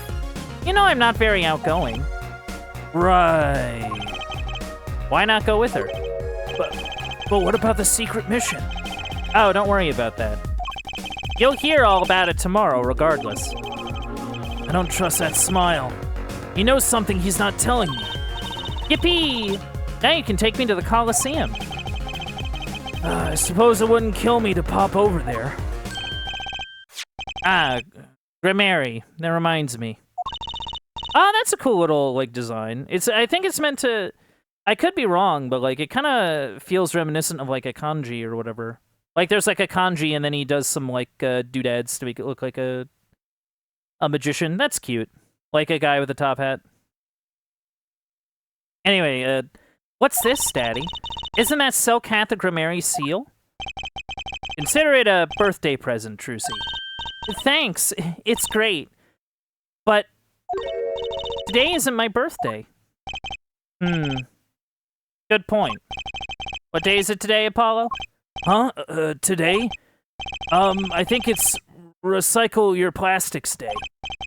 Then it's Recycle Your Plastics present. Yippee! So it's plastic. I've given up trying to understand them. It's much easier that way. Honestly, I find their rapport adorable. Like, it's cool. So what is it? Can I open it, Daddy? No. Oh. No. Huh? You'll need that envelope someday. Someday soon. Don't open it until then. Well, why didn't you just hold on to it until then? Because that would be the logical thing to do. Huh. Do not open it until the time is right. An envelope about the Grimeris, huh? Yeah, hold on. Okay, so yeah, it is the same logo. It's cool.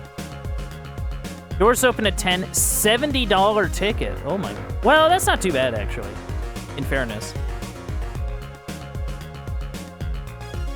Well, I guess it would matter what, like, seat you got, I guess. Well, for a magic... Well, I don't know. On one hand, it's like a magic show, but on the other hand, it's like an arena show, so it's like... You know, like, you kind of have to weigh that. Are you ready, Apollo? Ready? For what? For what? For the troupe. Grimeri Grand Magic Show. It's not like I'm getting up on stage or anything. What are you talking about, Apollo? You can't enjoy magic if you're not part of what's going on up on stage. I'll lend you my spare costume if you need one. Huh? You mean I can't go in this? No. Doesn't get more straightforward than that. Yeah, no, interesting. Envelope. Grimeri Magic Ink. As a wax seal, as a signature. Ah, looky here. A handwritten signature. It says... I can't read it. That seems odd to me. I mean, isn't a signature intended to show ownership? Yeah, well, ownership... I will say this. Signatures don't have to be necessarily legible in this day and age. You know? What's the use if no one can read it? Isn't it enough if you can read your own? Oh, I never thought of it that way. Yeah. Yeah, I think... Correct me if I'm wrong, but I think this is like a kanji, and then, like, they just kind of stylized it up with some things. That'd be cool.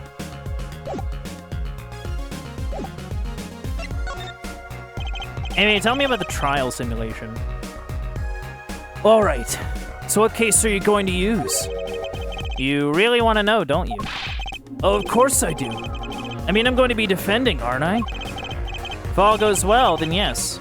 Of course, this is just a test. We wanted everyone to start without preconceptions. A blank slate, as it were. There's a difference between having a blank slate and just being totally clueless. Whose dumb idea was that anyway? Well, mine. Committee chair, remember? Oh. Well, if you want to know that badly, I suppose I could give you permission to examine the scene of the crime. Good. That's better. You can't talk to anyone involved with the case. What? Then how am I supposed to defend? You let me worry about the details there. Remember, I'm in charge of this trial. All of it. But you don't want it to backfire, do you? Apollo, if I'm in charge of the whole trial, that means my entire affair is my responsibility. For good or for bad. Just do what you can. And don't worry, I know what I'm doing. All right. I'd recommend going down to the detention center. Your client's waiting for you. You can ask about the scene there. But you said I couldn't talk to anyone involved. Oh, you can talk to your client. If you can get her to talk. Well, time's a wasting. Okay.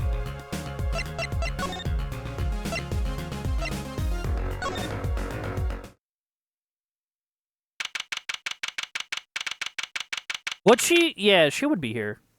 I would think. That's 20 minutes we've been waiting here. 20 minutes! Maybe I should complain? I'm sure that guard has better things to do than stand there pretending he doesn't see us. You know, the minute we get angry, the client will show. It always works that way. Like shouting, "Oh, waiter," and they're standing right behind you? Oh, guard! Is our client going to be much longer? What are you talking about? Haven't you already started the meeting yet? Huh? Oh, hello. Eek! Well, where'd you come from? Hi. Hello. Well, anyway, please, have a seat. Huh. Hi.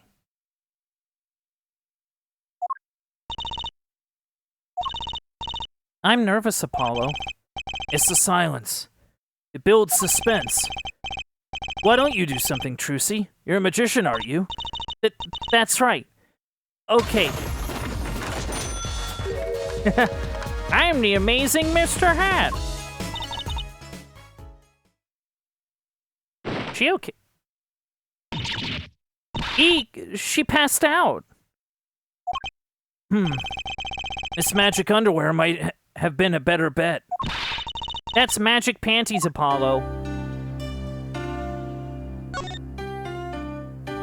Huh. Are you okay? Hi. Well, I'm your defense. I really think it has to be fate, you know. And by fate, I mean destiny. Did you know I'm good with astrology? Tell me, what's your sign?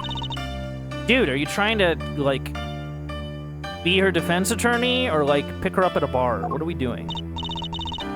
I can tell you mine if you'd like, Apollo. No, never mind. Just got carried away there. I seem destined to get difficult clients, it seems. Yeah, no kidding. Yeah, no, I'm with you. So what's your name? Oh, right. I'm supposed to introduce myself first. I'm Apollo. Apollo Justice. And I'm True C. Right. I know. It's getting nowhere fast. Hey, I know. Maybe you can tell us what happened. I'm your defense attorney, after all. Anything out of the ordinary happened lately? Has she been checked by, like, a medical professional at all? Like, is she okay? Well, the other day, this tourist from out of town stopped to ask me directions. Later, Trucy. I feel like I need to ask directions myself here. Well, that was fruitless. Though I think I understand despair a little better now.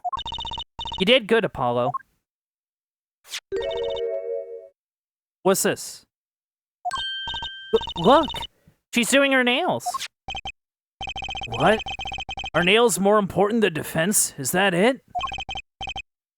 Let's go, Trucy. Huh. Excuse me. Oh, okay. Could you read this? Sure. Feel like a teenager on a first date. This is the love letter we passed from desk to desk at school. Stop looking so wistful and read it, Apollo. It's a business card with a name and an address. The name is Vera Misham. The address is for Drew's studio. Drew's studio? Like a drawing Never mind. Vera Misham. And you're giving me this card because...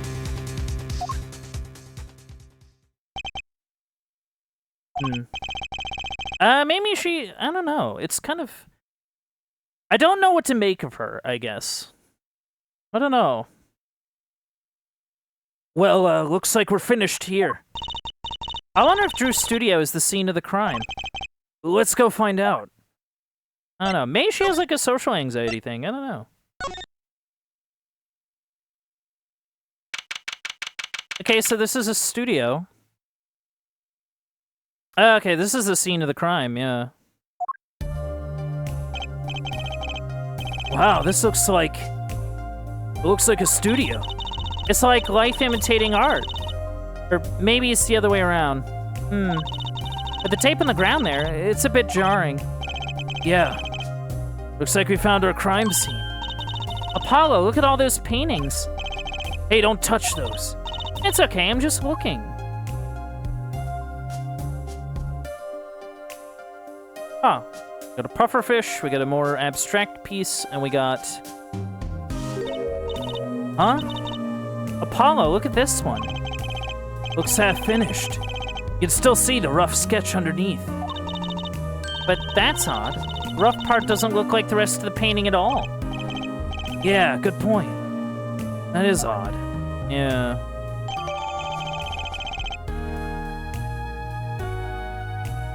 Huh. All the paintings have a really different style, too. Ah, I thought I might find you... I thought I might find you two here. Emma, long time no see. Oh? Seems like I run into you far too often. I'll bet I know why you're here, too. You know about the trial simulation tomorrow? I've heard about it, sure. So Mr. Wright chose you, huh? We don't even know what the case is about. Well, he was killed. The artist who owns this studio, that is. Mr. Drew Misham. Drew Misham. Why does his eyes look like that? Yeah. Misham. And his daughter was put under arrest. Yeah, we just saw her at the detention center. Yeah, it was funny, though. She seemed more like a victim than the kind of person who could commit murder. You don't say. Not even by poisoning? That's how it was done, you know. Poisoning's a common way to get the job done when the murderer is a woman. Poisoning? Anyway, Mr. Wright told me you'd be coming. Feel free to take a look around. I'll just be over here with my snackoos. Can't talk to anyone related to the case this time around. Which means we'd better find out as much as we can here at the scene. Or else. Okay. Yeah, no, let me take a look here. Painter known as, for his illustrations, Poison. Huh.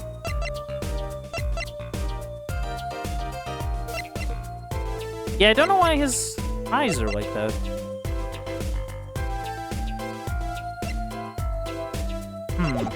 Okay. I wouldn't mind taking a closer look at those paintings. I just love oils. You know how they're so thick? Is that the word? These paints are all dry. I'm just surprised at how different these all are. Yeah, and what's going on with this half-finished one? It must have been a work in progress. You can still see the rough sketch below. That's what's so weird. The sketch part doesn't really fit the finished parts.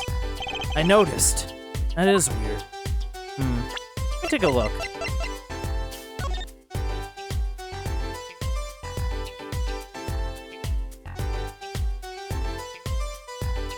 Huh.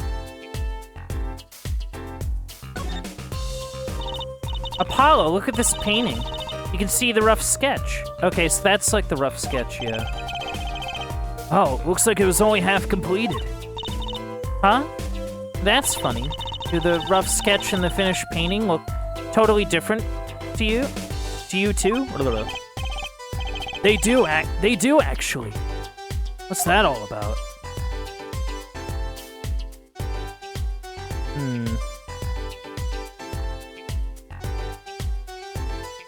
It kind of looks like it kind of makes me think of like strutting, like an Eiffel Tower or like a Tokyo Tower or something like that. Huh. Curious. Is that a pufferfish? Apollo, that's clearly a porcupine fish. They're not the same thing? You know what gets me? They've got all these needles, right?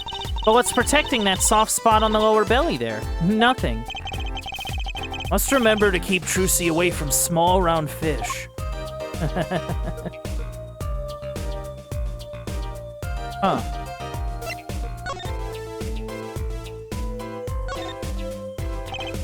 Well, what do we have here? Looks like a person thinking about something. Maybe they're worried. Like, what should I have for supper? A hot dog or a hamburger? Well, never mind. You know, I've always wondered about that. Why is there supper and dinner? Are they different meals or the same thing? You know, fair cop. Maybe that's what this person's thinking about.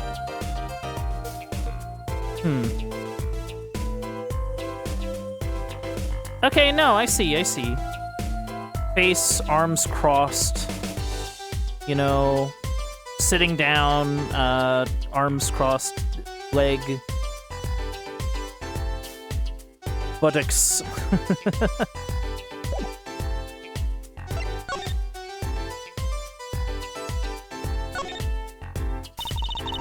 What a pretty business card. Looks like a postcard almost. And on the back, just her name. That seems odd to me. Huh? Oh, what does? Why write your name on the front and back of the card? Why not use the space on the back for a self-portrait? Or a caricature? Then people would remember what you look like too. That's not a bad idea, actually. Here, give me one of your cards, Apollo. He's drawing something. Hey, my hair's not that spiky. Hey. Huh. Okay. Drew Studio, Vera Masham. You know, I have a hunch.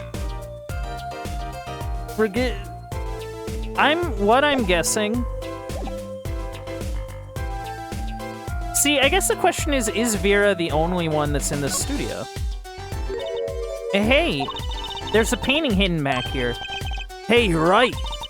What if it's embarrassing somehow, and you didn't want anyone to see it? You certainly seem pleased by the possibility.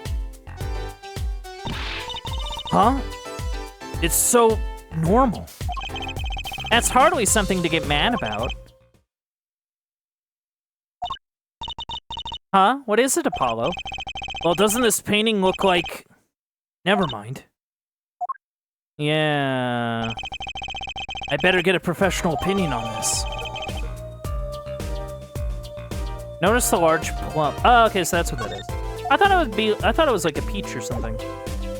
Actually.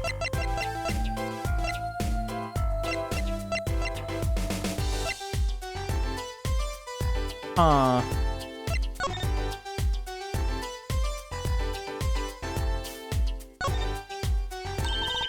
Hey, Apollo, this painting, I know it. Huh? Really? It's that story where the old woman is doing the wash in the river, and this giant peach comes a-floating on down. That might possibly be the strangest thing I've ever heard. I think he was doing... I think he might have been doing some, like, forging. Like, either forging or, like, stealing work. Because, like, look. Like, you have, like, this... You have this as, like, the original painting, right? And then you have this as, like, a copy, right? The only thing is, though, is that it doesn't really explain why... Because, like, I kind of wonder if this was, like, a sketch of, like, a different painting, and then he just decided to paint over it with this different design. Yeah, I kind of wonder if he's doing some selling of forgeries here. Like forgeries, or like or even just like stuff that is not his. Apollo, that's where the body was. That's the spot where Mr. Drew Masham passed away. He put the coffee mug to his lips, and the next moment, there's quite a bit of paint on the ground. See that half-painted painting there? He must have been working on that right up to the moment he died. Wow, a true artist to the end.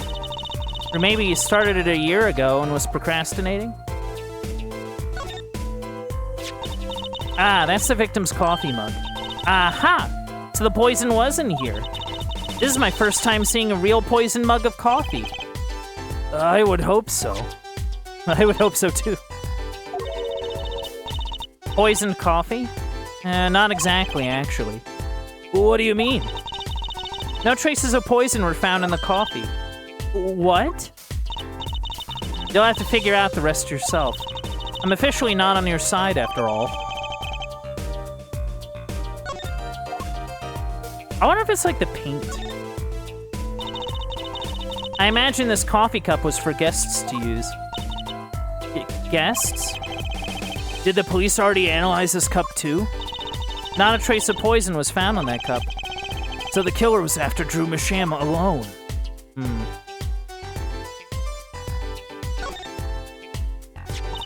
That letterbox looks funny sitting inside a room like this. Let's take a look. Empty. The other half of that letterbox is actually connected to outside the studio. Mr. Masham would put his letters in there, and the postman took them away. Impressive that someone still writes letters in this day and age. Or wrote, rather. Yeah. And... yeah, I'm kinda thinking there might have been some underhanded goings-on here. That's kind of my hunch.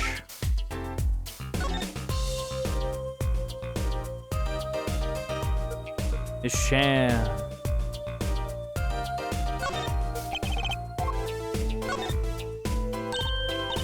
Hey, look there! That stain doesn't look so healthy, Apollo. That must be the Blue Mountain stuff we've been hearing about. Something tells me that even Blue Mountain coffee isn't this blue. Yeah. No, this stain is probably... better ask Emma. Okay. Yeah. Emma, about this mug. There's a pale blue, residue on the rim. That... Yes, well, it's just a rumor. But I've heard there's a kind of coffee called Blue Mountain. I'm pretty sure it isn't actually blue, Emma. Right. Okay, you got me. That's left over from my testing spray. Forensic science. I knew your hobby was behind this somehow, Emma. It's not a hobby. So what kind of scientific stuff were you up to? This spray, that's what. It turns blue when it touches poison. So the poison that killed the victim was on this mug? I think it was just the paint. Yeah. Whatever, like, staining or, like, paint that, like, they used for it. Because, like, look at it. Like, you can tell... I feel like you can kind of tell that this isn't, like, a... Well, I don't know. Would this be ceramic? Or would this be, like, a clay or, like a clay mug?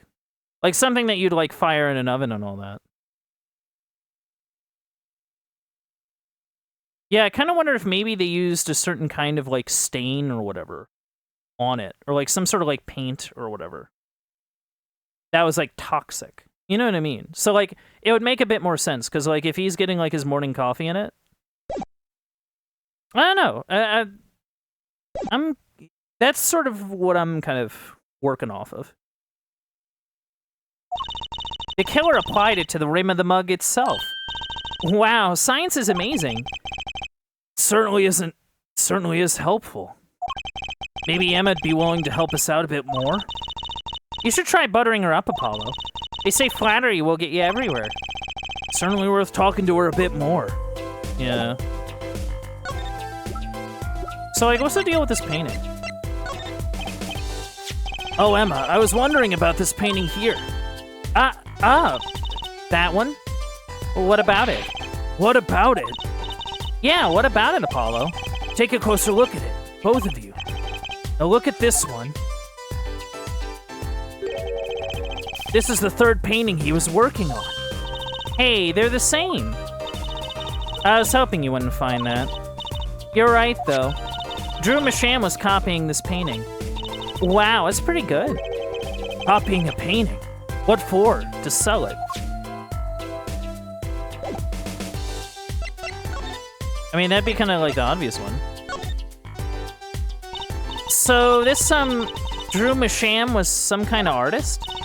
Apparently. Did a lot of illustrations for books, I hear. Had a lot of female fans, too, for what it's worth. Oh? Well, I guess this stuff is kind of pretty.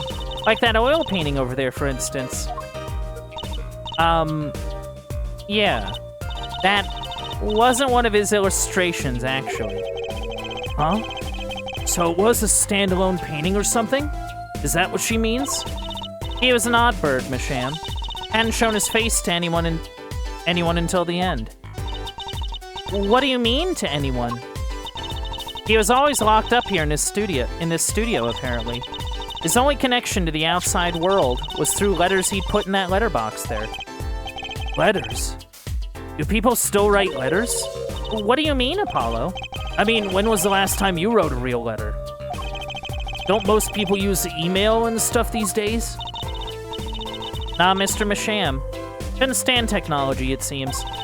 He did everything by mail. Maybe he thought that way was more artistic, you know?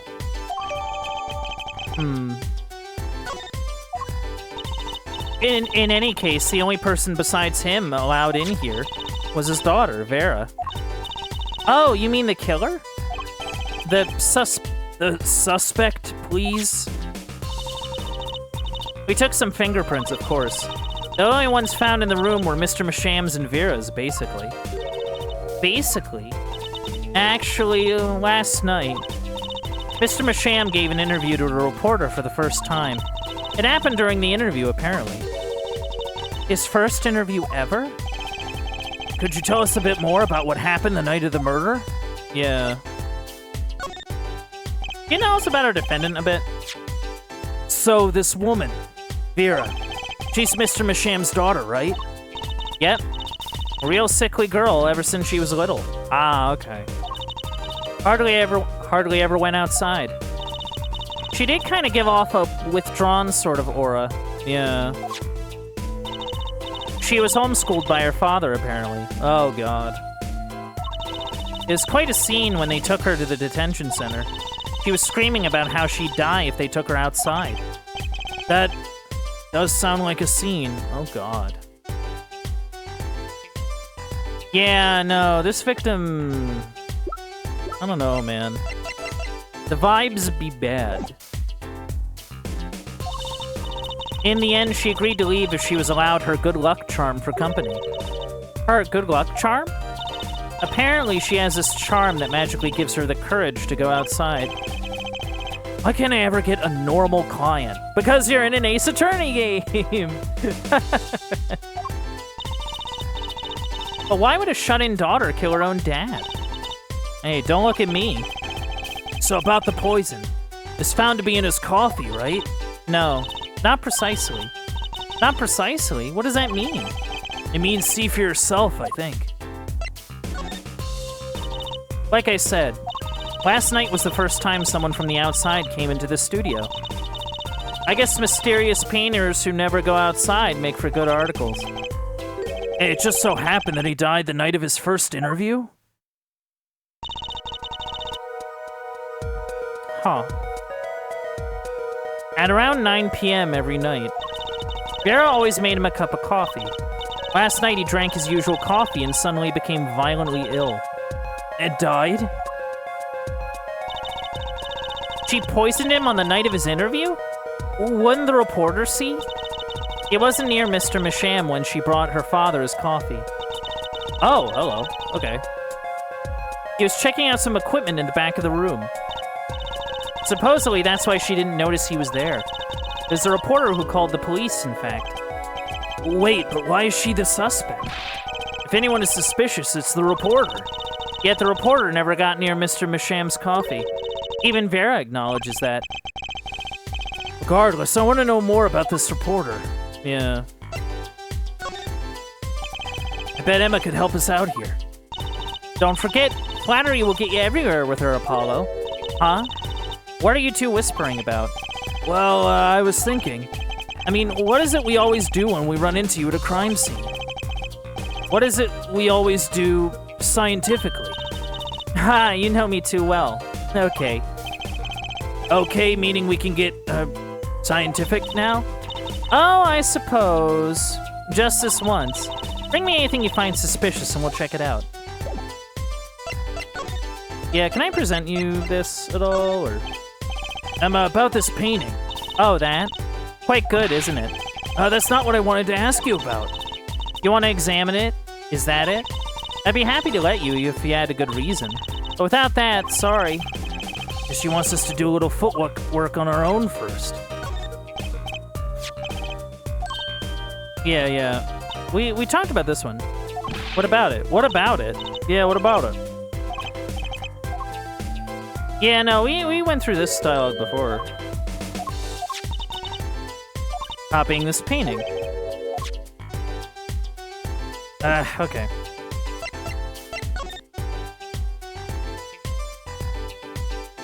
Yeah, no, I wasn't expecting all of this.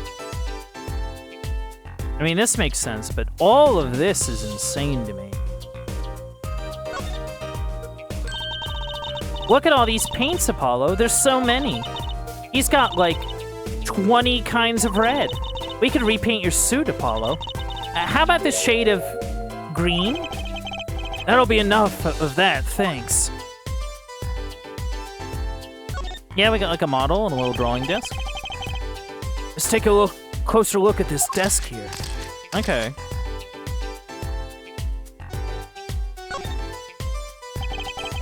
So this is Drew Masham? And this little girl must be Vera. Yes, they took that some years ago. They look close. Happy little family. Until you arrested his daughter. Look, I was personally against that, okay? She just didn't seem very suspicious. Scientifically speaking. Uh-huh. Right. Right. Oh, cute! Look at the tiny frame, Apollo. Tiny is right. The thing's barely 2 inches high. A picture would fit in that. None, apparently. It's empty. There's no glass in it either. What's it doing sitting on the desk? This is a lesson for us all. Be sure to check the size when you buy frames. You know? She's not wrong. Probably do that. Is this a journal? Wow, talk about a clue. Let's read it. What is it, Apollo? He didn't write the name of the killer, did he? Or he didn't write the name of the killer, did he? It's new. He didn't write a single line. You had me going for a while there. He was doing some journaling. What's this? This envelope has been opened and resealed. Oh, I know how to do that. You take a pot of boiling water and hold the envelope up to the steam. The glue melts and it opens. Cool, huh? Whoever did this wasn't so delicate. You're right. Looks like they just ripped it open and stuck it back together. Huh? The postmark's on this letter. It's from 7 years ago. Why would someone open a letter, then seal it again? I'd better hang on to this. Interesting. Hey, Apollo, what's this feather thingy? Is that a pen? Like an old-fashioned quill pen? But it doesn't have a pointy end. That was most likely just for sweeping detritus off the desk. Wow, you sure know a lot, Emma. Bold and scientific. That's my motto. Exactly what about that was bold or scientific? Something about the way that figure is posed. I've seen that pose before. It's you, Apollo. See, you're making one of your flamboyant gestures. Please, I am a professional. I wonder why it's posed like that. Coincidence? Huh.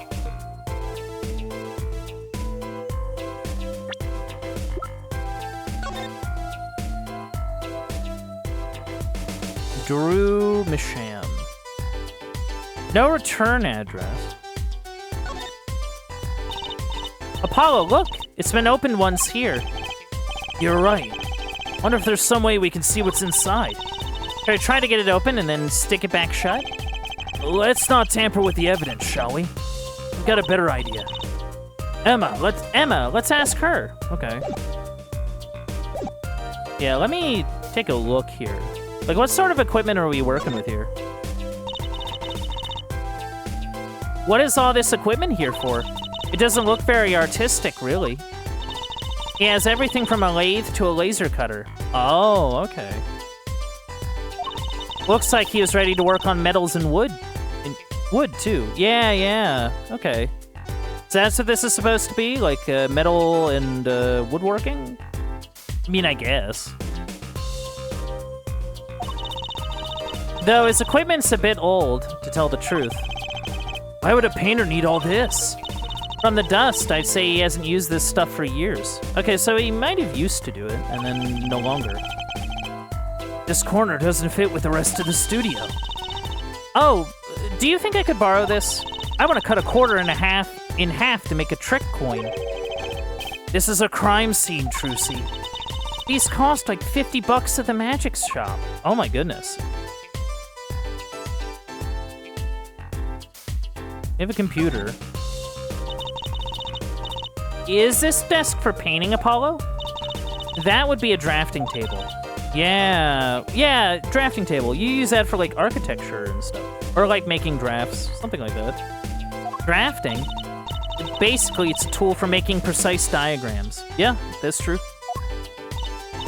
Wow, painting is harder than I thought. Why would a painter need a drafting table? Is he an architect, too? Yeah, no, that's interesting. So we have woodworking and metalworking equipment, and we have a drafting table for, like, diagrams and architecture. We have some x-rays, we have some test tubes, Could he have also been like a scientist, do you think? Or maybe not like a scientist, but like a... I don't know.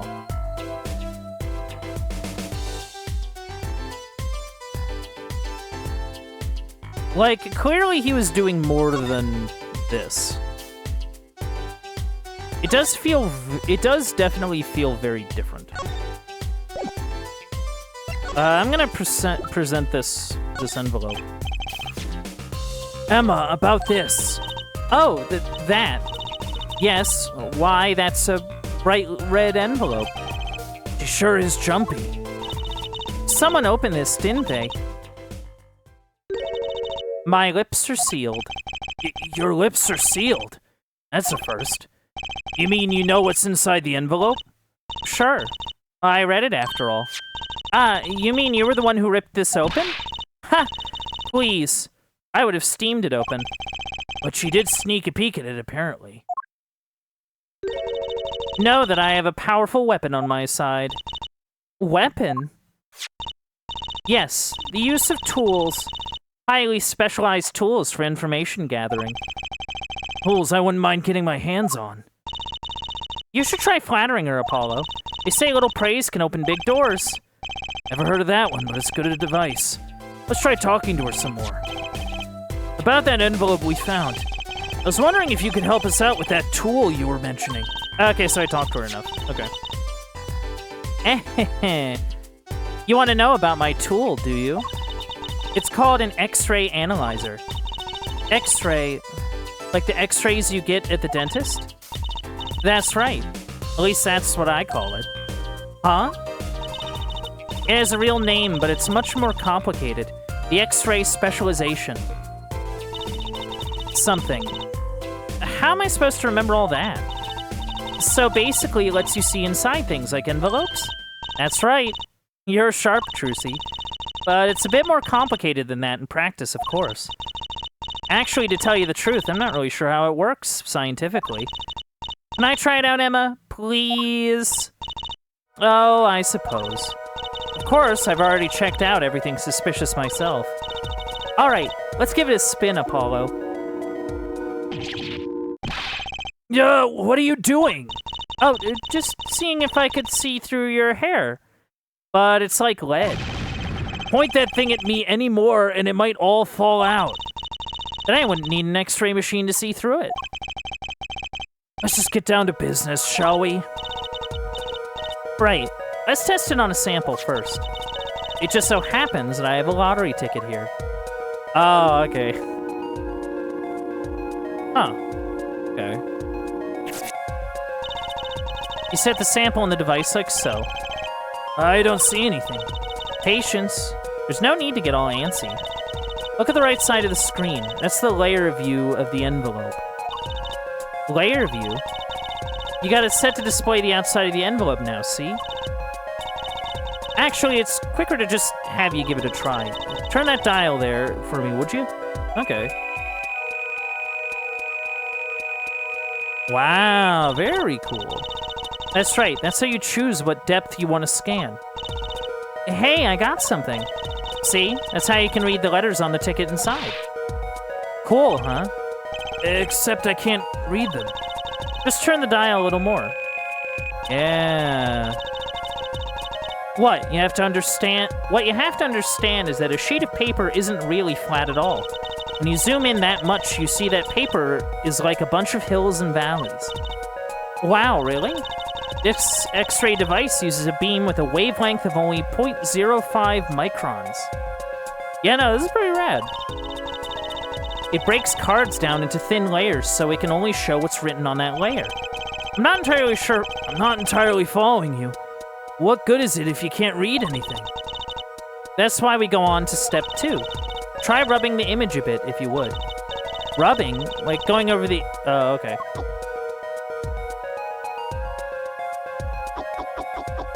Huh. Oh, I see something there. Something... There, that fixes the image on the screen. Now turn the dial again just a little. Oh. Good, now you can rub this image to fix it too. Hey, I get it. We just keep doing this until we got the whole thing. Exactly. Not bad. Neat. Let's do some more. Yeah, okay, so you go, like, layer by layer. Right?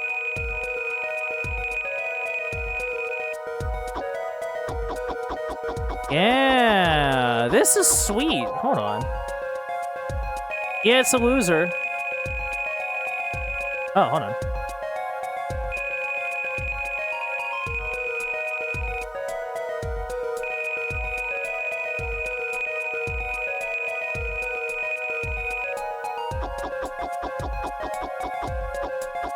Yeah, no, this is sweet. Hold on.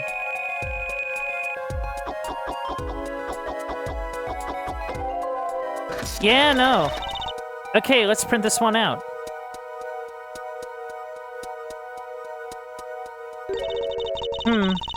Does this mean I have to buy another one to win? Well, it's Emma's ticket. Let her buy another one. It's okay, there's no need. But see, this is the true hidden power of my weapon. Neat, huh? Now let's try it out on the real thing, shall we? Yeah.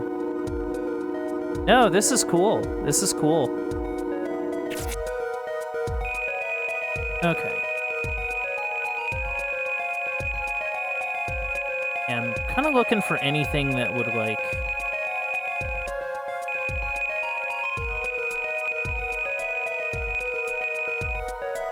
Okay, well, let's just kind of start, like...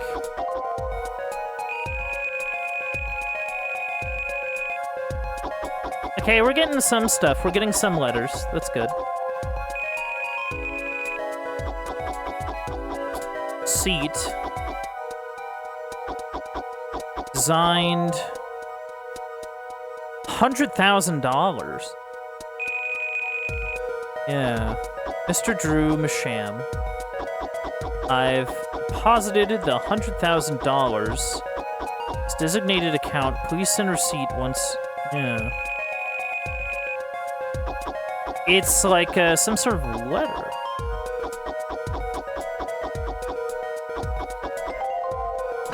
Very fascinating. Okay, let's print this one out. Posited the $100,000 in the designated account. Please send a receipt once you've confirmed the transfer. So you got paid a bunch of money. Someone deposited $100,000 into Mr. Masham's account? His paintings must be really valuable. There's another page in there. Care to take a look? You bet I do. If you're going to read someone's mail, you might as well read it all. Here goes with the second page, then. Okay, cool.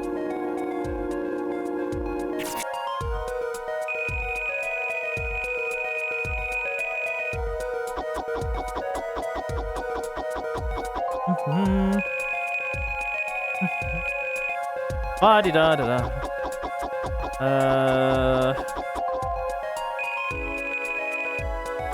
You sign this. Okay, sign what?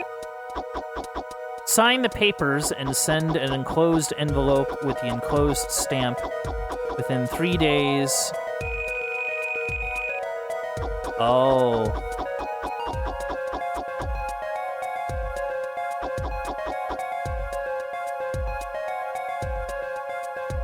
Oh, was there some sort of, like, crazy, like...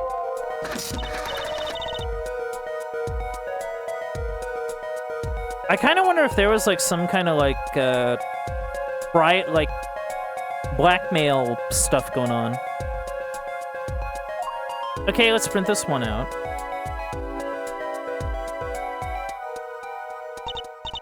So, it was a letter about payment for one of his paintings? Why all the secrecy, though? And what? Why was this letter the only one in here? It's 7 years old, right? May it has some special significance to him. Well, Emma? Well, indeed. She knows something she's not telling us. Looks like she's keeping mum about it.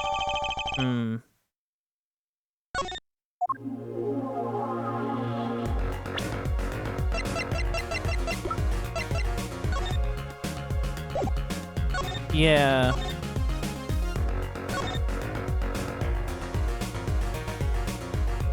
Yeah, I don't think that account was for Misham. I think it was for whoever sent us a letter. I think he was being blackmailed by someone 7 years ago. $100,000 in the designated account. Please send a receipt. Sign the paper and send in the enclosed envelope with the enclosed stamp within 3 days. Yeah, and since we didn't find a stamp or anything in there, like a stamp or another envelope, I think that might be... Yeah, I think it might have been some sort of like bribery thing.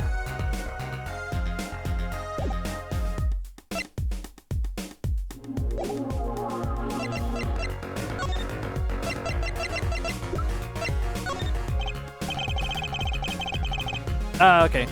I was wondering if you could take a look at this. Look, I'm a detective. A detective. You can't just ask me any old thing and expect an answer, okay? I think you need to be a little more focused in your inquiries. Scientific, even. Somehow I knew she'd get around to science.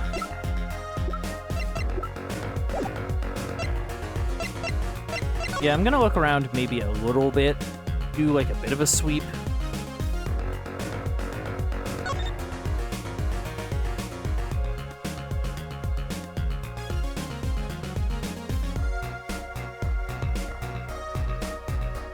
Yeah, that's interesting. So we have stuff that hasn't been used in a while, and we have a 7-year gap.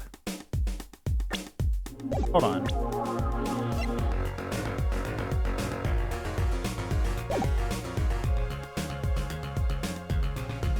Yeah, we have, like, x-rays of, like, a bunch of, like, weird stuff.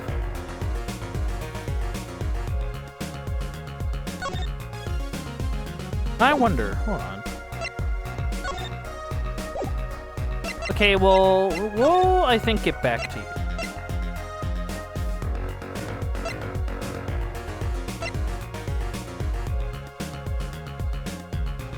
I kind of wonder if maybe we should go, like, to the detention center next, or the Coliseum. I mean, we can try the detention center, like, we got stuff from here.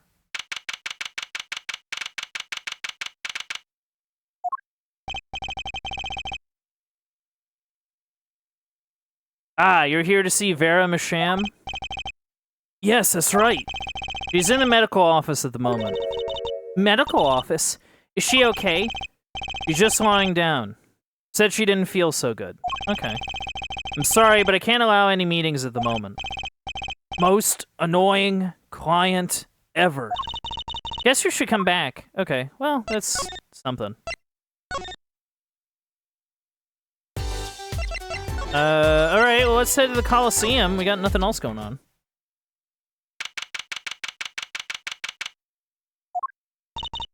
Woohoo! This is it, Apollo. The place where magic and dreams converge. Just a while ago, it was the place where murder and nightmares converged. Let's go say hi to Uncle Valen. What about the case? What? Only a performer laughs like that. The young Miss Trucy. How often I hoped we'd meet again, only to tell myself it was an impossible dream. Tee, Uncle Valen. How's it going? I'm glad to see you too. Of course you are. Humility is definitely not one of his stronger traits. Well, Miss Trucy, how does the day find you? If you've come to give me flowers, do it after the show, I beg you. Actually, we came to wish you good luck. And congratulations on your big magic show. Oh, but it is I who wish to congratulate you. Not everyone is so lucky as to witness miracles, such as the ones I shall perform. Yeah, you're amazing. We get the picture. The world will watch in wonderment as Magnifie's illusions are reborn. Here, on stage, by my hand.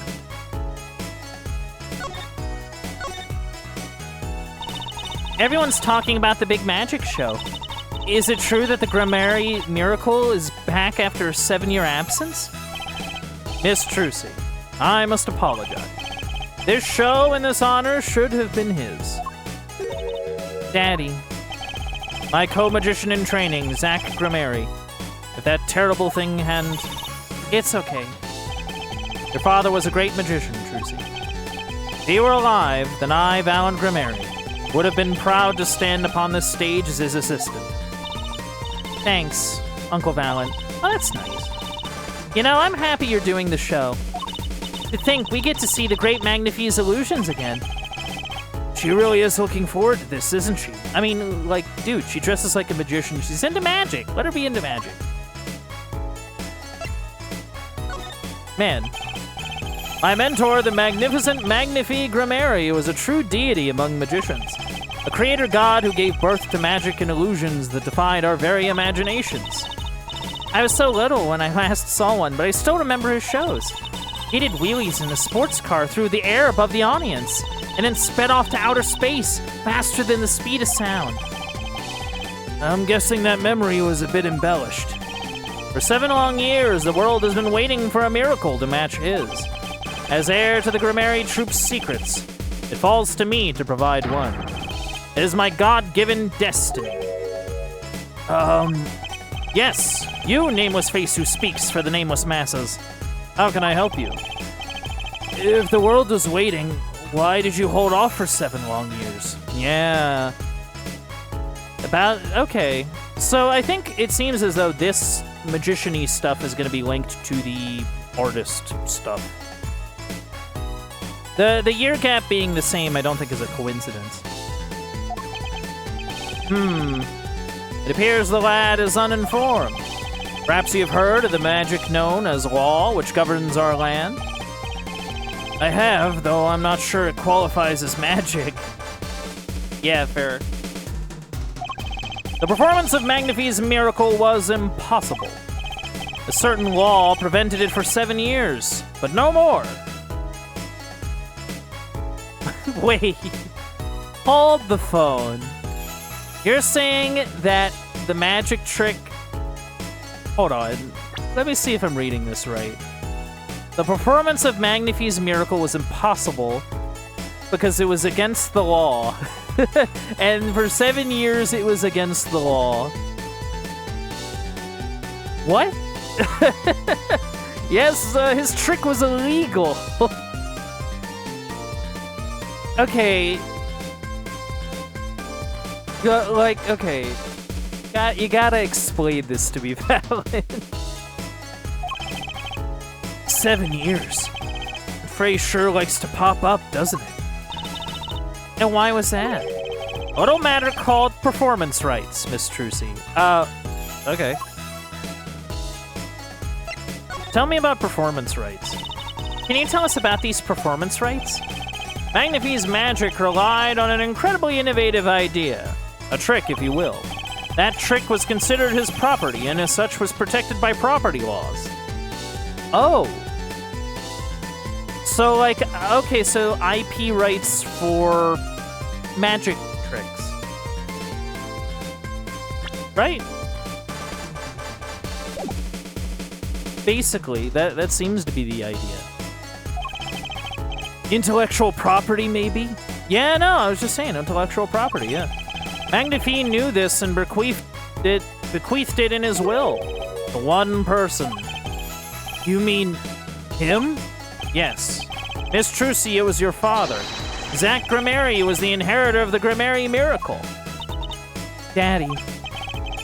Yet, as you well know, he is gone. He disappeared suddenly 7 years ago. I think I see where this story is going. Once a person is classified missing for a certain period of time, they're considered legally deceased, correct? Oh, yeah, okay. In all absoluteness, those rolled-up sleeves conceal your competence well, young man. That certain period of time which you speak is 7 years. Ah! Yes, Miss Trucy. Though it pains me to say it, this past spring, April to be precise, was the time. Your father was legally declared deceased. In the absence of a formal will, the secrets of our mighty mentor Magnifie passed to me. So is in fact stipulated in the will by Magnifie himself. Is that how it works, Apollo? Yeah, it's called death in absentia. He's declared missing. Permanently. Yeah, no, okay. Yeah, death in absentia, yeah. Daddy. Okay. A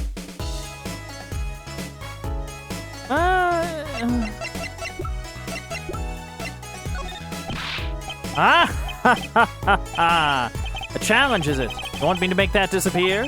Very well. Give it to me. No, thanks. All magicians like this? Apollo, what was that look just now? I was just thinking about how hard it is to get any information out of a magician. Yeah, no kidding. Okay, so we talked to him. I don't think there's anything we can really give him. You know what I'm saying? Like, I don't know if there's anything... I mean, we have, like, this envelope. Well, the envelope does have his symbol on it. I mean, we can show it to him. It doesn't mean we have to open it. Right? Eh, we'll look. I was wondering if you could tell me about this. Why, that bears a Grimary seal. Uncle Valen? Is something wrong?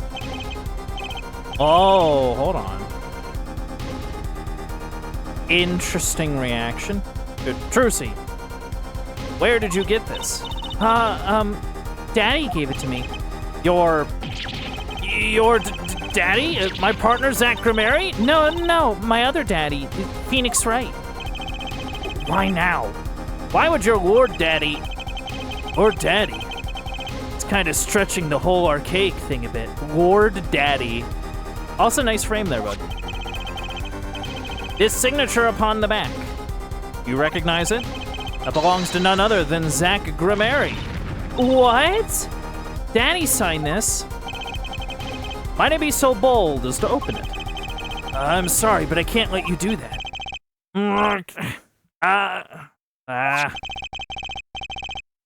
What's in this envelope, I wonder? Ooh. Curious. Okay. I think we're gonna get all we get from him. Yeah, and you're not particular. I don't think. Yeah, I don't think looking into the. Hold on. Okay.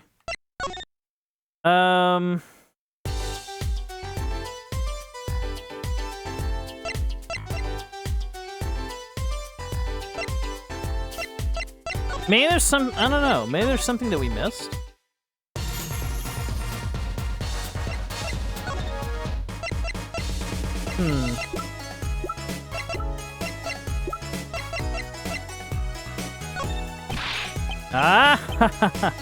Oh, right, okay.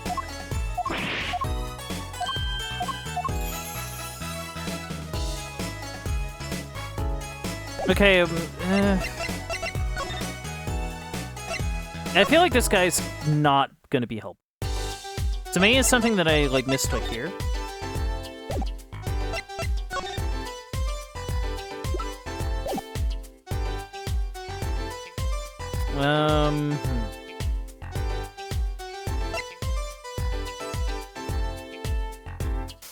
I don't know.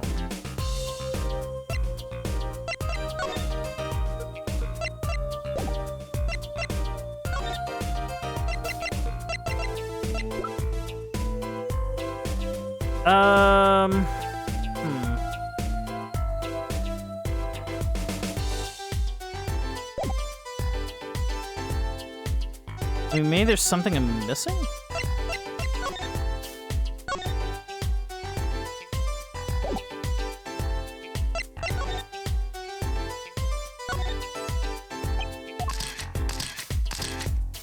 Is there anything on the desk that we missed?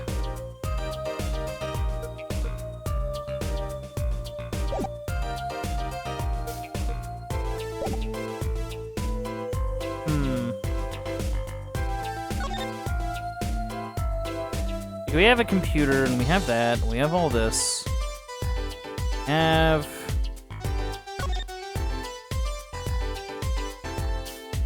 said something about a reporter, but, like, I'm not really sure what you would even do. You know what I'm saying?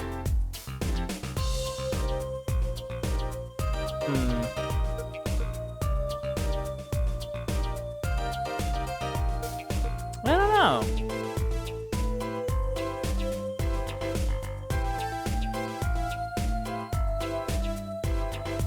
I'm at a bit of a loss here. No, this we already, yeah. Maybe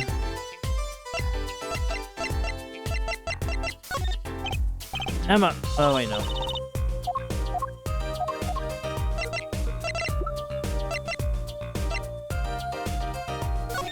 Maybe we can check. I don't know.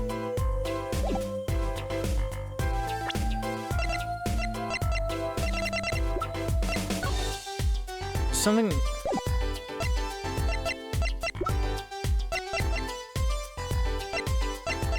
I'm trying to think if there's something that we're like missing. You know what I mean?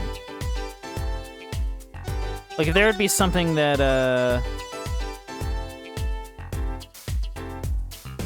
but it feels like I've examined everything.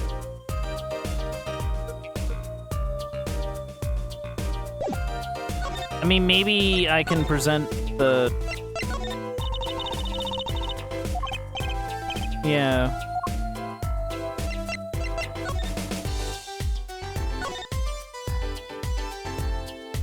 Huh. I don't know.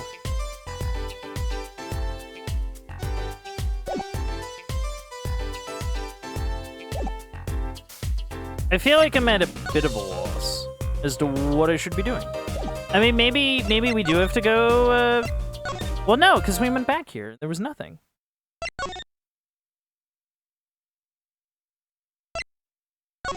Huh.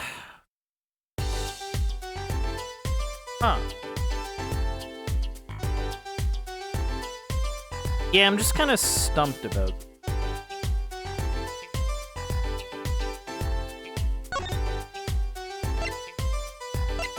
I mean, maybe, hold on.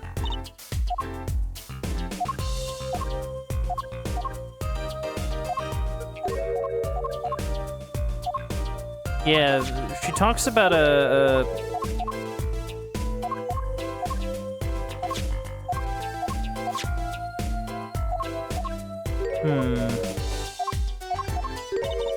yeah, an interview. Really wish we could find just something. Something that we might have missed.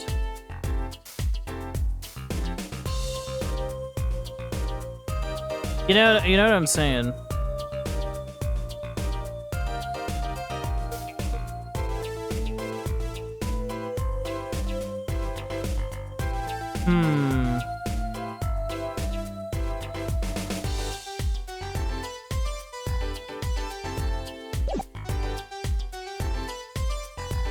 No.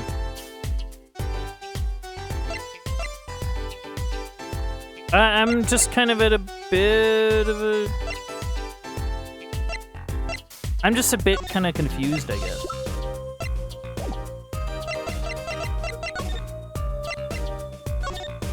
Like, because if she's not the answer and you...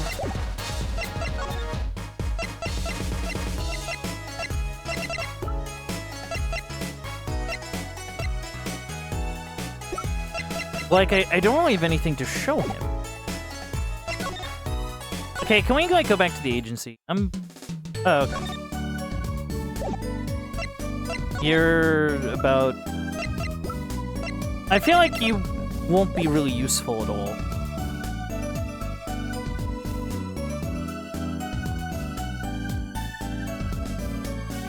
Yeah, I'm just kind of not sure.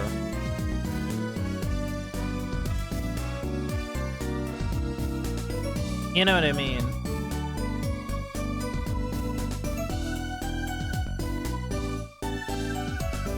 Like, I feel like I'm missing, like, something.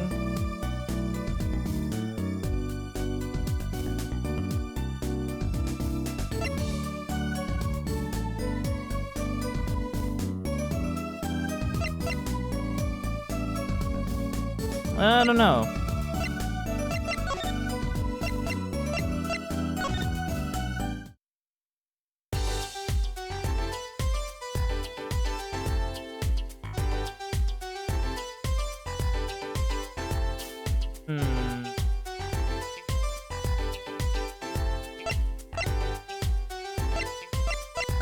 Maybe, like...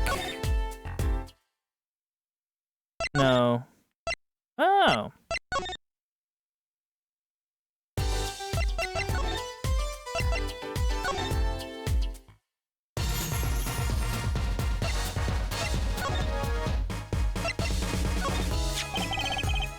This signature. Why, it's none other than Zach Gromeri. All right, no. No means no.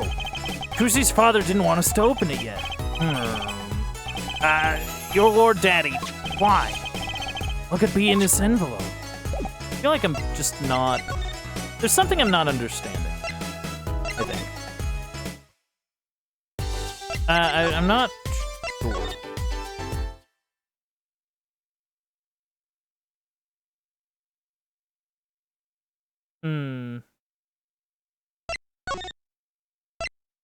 Maybe there's, like, something else I need to do somewhere. I don't know.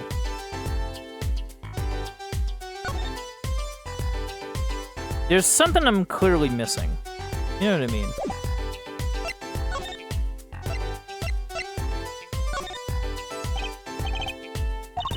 No. I think now is the time we just kind of, like, guess on some things. Emma, about this painting. Oh, that? Quite good, isn't it? That's not what I wanted to ask you about.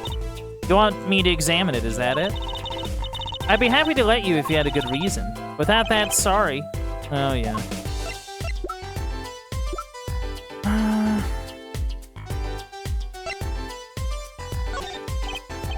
Emma, about this painting. Oh, that? Oh, right.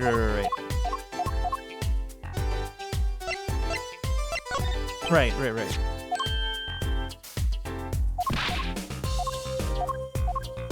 I was just kind of wondering if we could use the X-ray machine on it.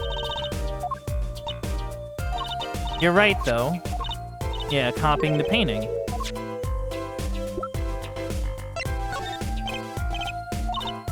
No. Yeah, I'm kind of at a bit of a loss.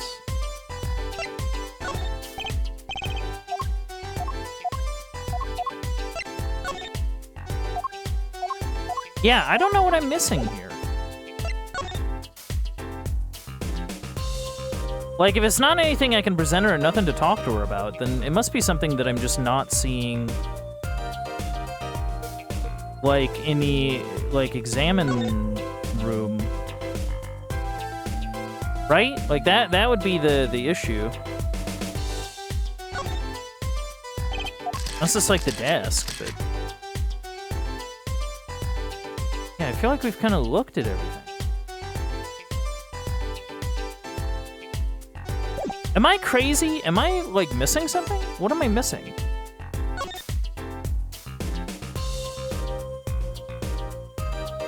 I feel like I'm taking crazy pills. I don't know...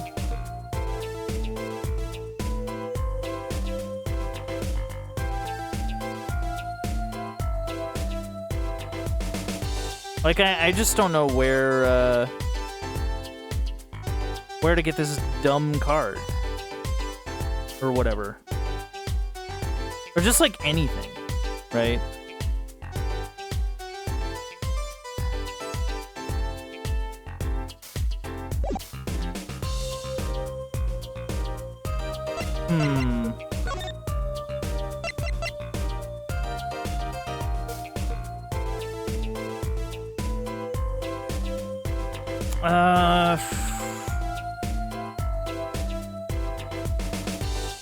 I mean, maybe, like...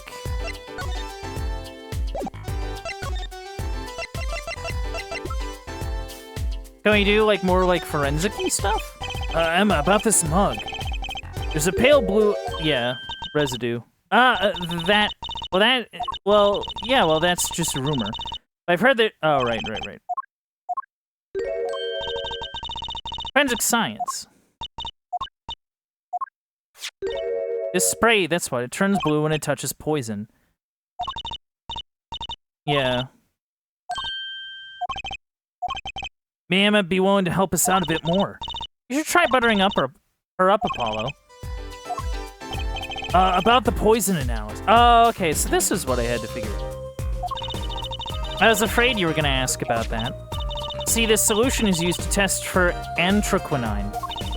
Anthraquinine, the deadly poison found in the autopsy. Uh-oh, I know that spark in her eye. She's getting excited. Better best tread lightly. It's one of the most virulent poisons, but is absorbed into the body astonishingly slowly. It takes at least 15 minutes from the time of ingestion for adverse effects to show. Oh, and guess what? Recent research has shown... That's fine, really. We don't need to know all the gory details. I think I get it. You just spray this stuff on something you want to test, right? Precisely. You can find even the slightest trace of poison with this. Yeah, no, I probably should have figured that it was the mug. In fairness. Just because, like, it's, like, another, like, forensic-y stuff. I guess I just wasn't, like, too curious about it. Was sort of the deal. I want to try too, Emma. Pretty please? You don't have to ask twice. I already used it on everything suspicious, of course. Yay! Let's give it a whirl, Apollo. What are you doing? I was just seeing if I got a reaction off of you. How's this for a reaction? Never do that again. I'm not poisonous. Tell that to those hapless witnesses on the stand. Let's just get down to checking for real poison, shall we?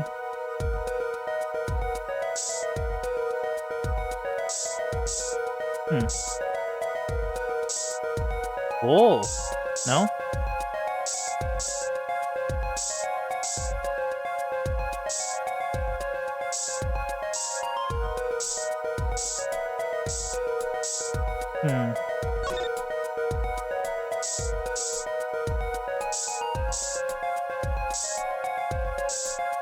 I feel like I'm not really getting anywhere.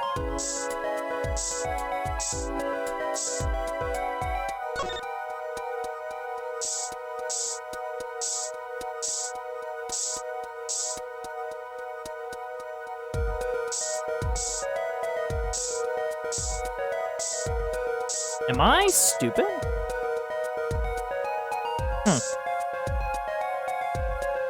I mean, that's possible.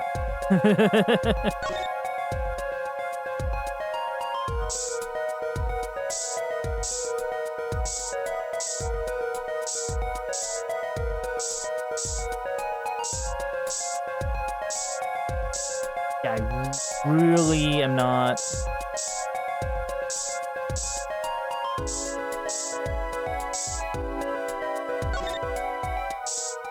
I'm not getting anything anywhere. Am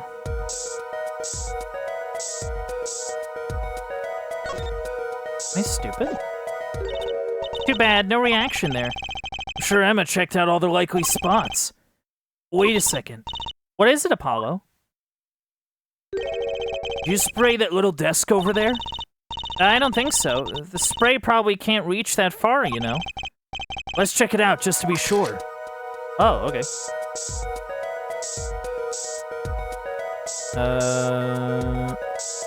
Oh, hello. Oh, yeah, you're glowing. Huh. Eek! A reaction, Apollo. Ah! Where? The inside of that cute little frame. Look. Well, would you look at that? Nice going, Trucy. I've known to work magic. Never mind that I was the one who found it. 2 inches by 2 inches, bears traces of deadly poison anthraquinine. Why would the inside of the frame have poison on it? Looks like we found the only other place that was poisoned in any case. So, Emma, I was wondering, what's the story about this reporter that came here for a story the night of the crime? I'm afraid I can't tell you, because he's going to be a witness tomorrow, I hear. I thought so. I'll never forget that face. What was his name? Oh, right. Brushel. Brushel? He's after Scoop to sell to the papers. So a reporter comes for an interview with a painter. His first interview ever, and that night he's killed. Seems strange to you? Really strange. It does raise a few questions. I'd like to speak with this reporter if I could. Well, I hear he's on the beat today, too. He said something about covering a magician. Magician? Well, if it's not Trucy, that leaves only one other person. It wasn't Valent Grimeri by any chance, was it? Yeah, something like that. He's got some big show lined up, I hear. So he's out interviewing Gallant Grimeri.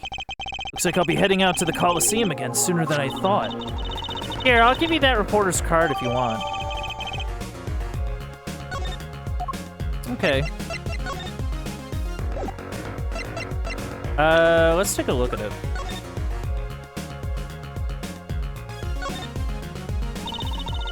I guess you're gonna have a good business card if you work freelance. Really? What's this? Camera lens finder? Do reporters take photos too? Guess if he's freelance, he'd have to. Maybe you should try being a prosecutor and a defense attorney. You'd always win. Why don't I become a rock star too while I'm at it? Top dollar for information. Huh.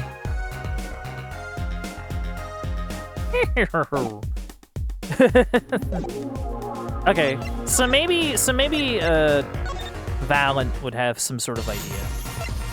Like, maybe if I present, hey, so a journalist is here on a story? All eyes in the universe are upon my stage.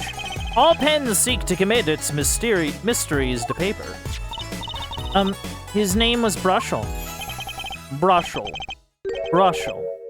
Brushel. Brushel. I think he remembers him. He doesn't look too happy about it. Brushel. That cloying smell of mint when he smiles, yes. Can you tell us more about him? What did he want? Yeah, tell me about him. Okay, so we're getting somewhere now.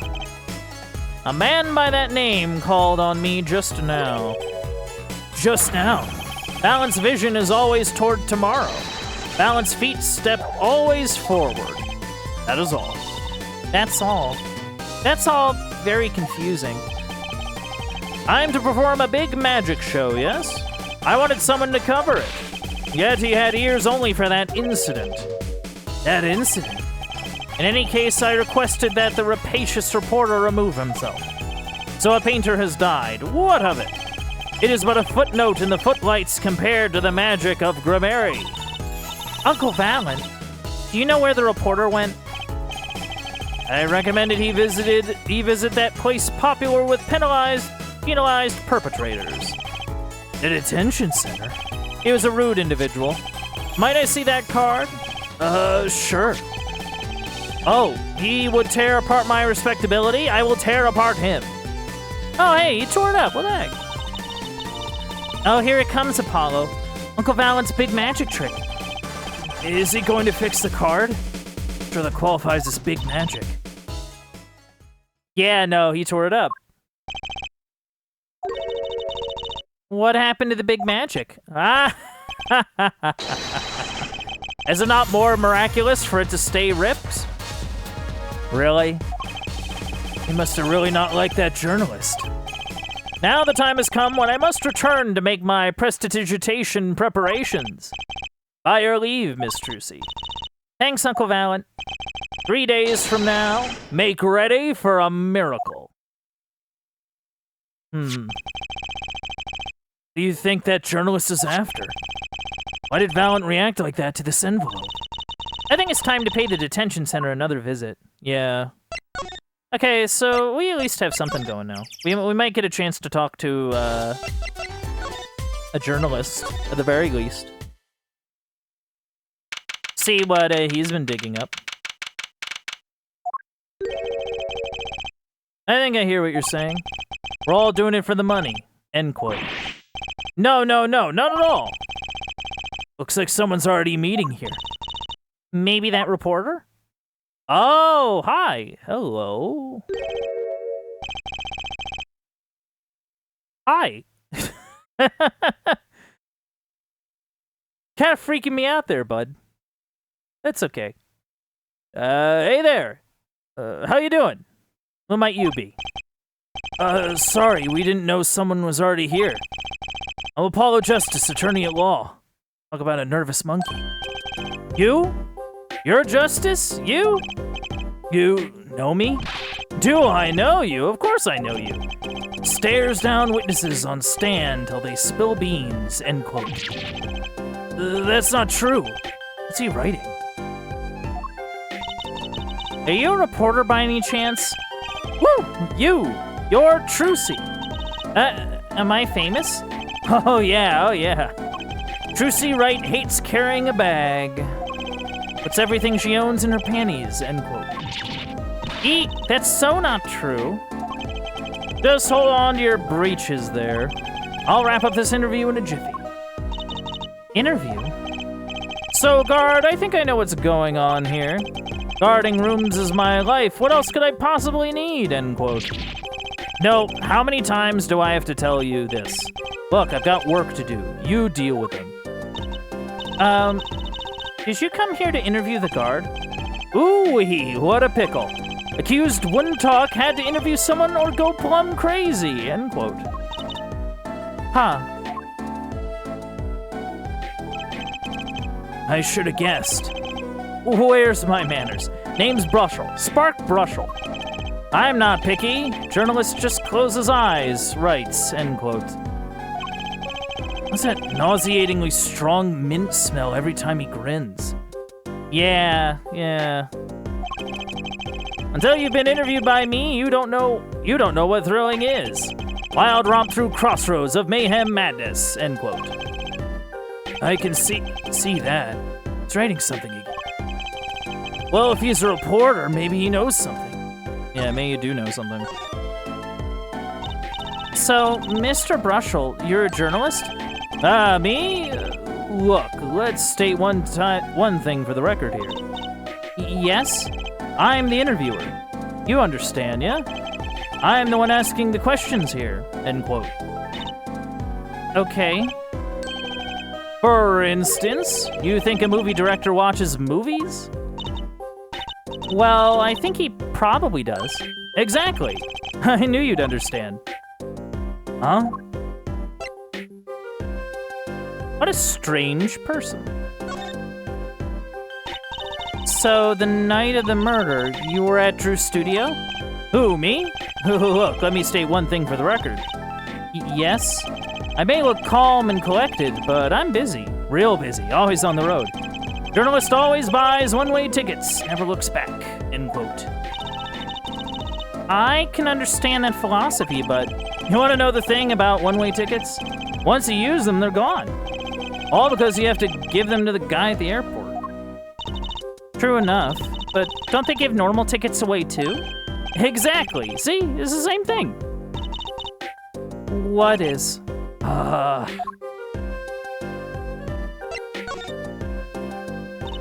So you went to do a story on Drew Misham, and he'd never had a story done about him before? That's right. Look, let me state one thing for the record here. What? I'm sure you're going to want to know about my source. What tipped me off to Drew? Why do the interview in the first place? Well, yes. Look, it's like...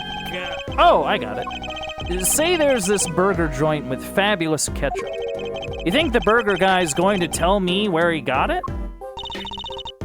At the supermarket, maybe? Exactly, see? That's what I'm talking about. I think I may have actually understood that one. Well, there's nothing I can talk about, really. Walls have ears, eyes, especially glass walls with speakers, end quote. Right. Guess we'll leave then. But since you're here, might as well tell you a tidbit of news I saw. Just for the heck of it. Sure, tell us. Just for the heck of it. I remember it like it was yesterday. I'd seen a movie on a trip and wandered into this burger place with amazing ketchup. And an article in a tabloid caught my eye. Famous oil painting stolen from art dealer's gallery, end quote. I believe it was. Oh. Oh, interesting. An oil painting? Happens every day, right? But I thought I'd seen that painting somewhere before. A painting of a giant peach floating down a river. Someone stole an oil painting of a giant peach? Journalists can smell scoop better than burgers, end quote. Yeah, no, we need to...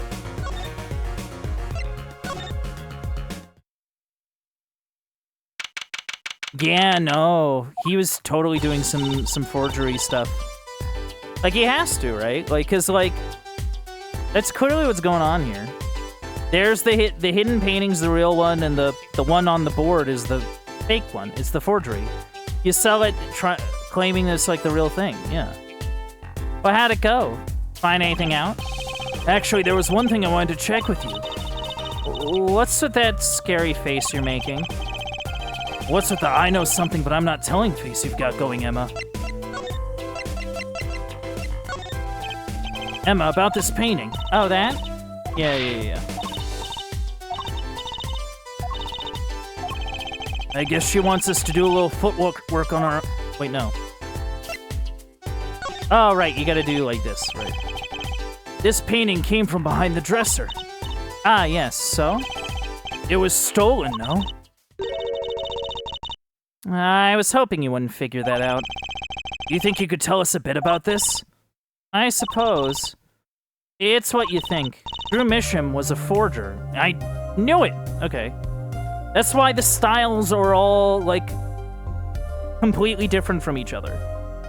That's why, you know, you have a copy of the same painting down to a lot of details. Like, that's, like, why... You know, that's why the styles are so different. It's because the dude, it was not his art. He was just making forgeries of the art.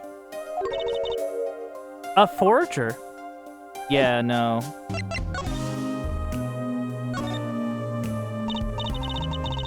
So, what exactly is a forger? Well, basically, it's someone who makes forgeries. Fakes, in other words. Fakes? Copies of an original. Exact copies, so precise you can't tell them apart. Well, why not just photocopy them? The big problem with forgeries is that people try to sell them as the real article. It's a crime, of course. So, Drew Misham was a criminal? I'm afraid so. He received money to create elaborate forgeries. To supplement his work in illustration, I guess. I see. Actually, that's why I brought this here in the first place. What do you mean? When you're trying to determine if a painting is a forgery, the rough sketch underneath can be a valuable clue. So the rough sketch is like practice for the real thing. Like doing a magic trick in front of a mirror before you go on stage. But not in the case of a forgery. Not necessarily, anyway. You know what the finished product is gonna look like, after all. Oh yeah, I guess you would. That's why I brought this. I'm going to use it to see what's underneath the painting of the finished pieces. I get it now. Not that I really needed to go to such lengths, seeing as how one of the paintings is only half finished anyway. Still, it'd be neat to see Mr. Misham's rough sketches. Kind of like what he was drawing when he thought no one was looking. True. That would be interesting, and maybe valuable for our case. You should try buttering her up, Apollo. Maybe I should ask Emma to help us out. Yeah. Can I present the thing now? I kind of wanted to see the rough sketch under this painting. I was wondering if your tool there might do the trick. Oh, fine. Just this time, though. Let's check it out. Yeah.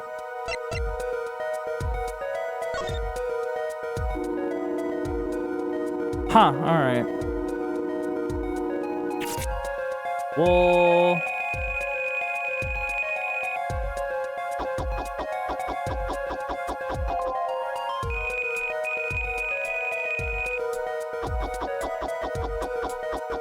Yeah, let's see what we got here.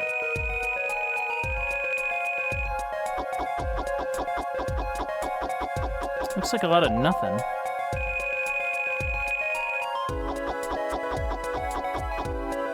Okay, I see something there. I see the lattice work.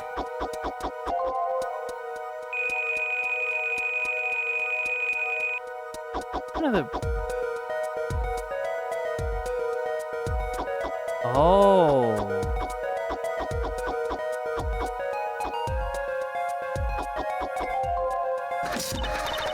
Okay, let's print this one out. Somebody on a platform with like an aura coming off of them. What? What the heck? Wow, he really blows. The finished painting isn't anything like the rough. Devices like mine didn't exist until recently. He probably thought he could draw any sort of thing he wanted to for the rough. What do you mean? Well, in the past, you could only analyze the composition of a rough sketch. Composition? In other words, the traces of charcoal between paint and canvas. So you could tell if there had been a rough sketch, but not what it looked like. I think I follow you. So in essence, it wouldn't matter what was underneath the finished painting. Some pros would actually paint out a rough sketch entirely, then do a completely new painting on top of that. So Mr. Masham was drawing whatever he wanted before painting over them? Possibly. Is there a problem with that? Not particularly. Something about the sketch itself is kind of odd. You're awfully silent all of a sudden, Apollo. You think we could check out one of the other paintings? Well, sure. You like this detection stuff, don't you? Okay. Let's do the pufferfish. Pufferfish. Yeah, no, this part is cool. I really like this. Oh, way.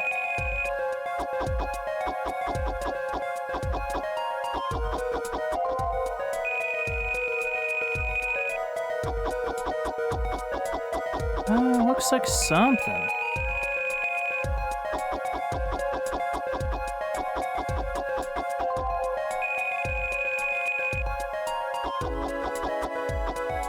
It looks like a temple or something. Maybe oh no, it's a cart.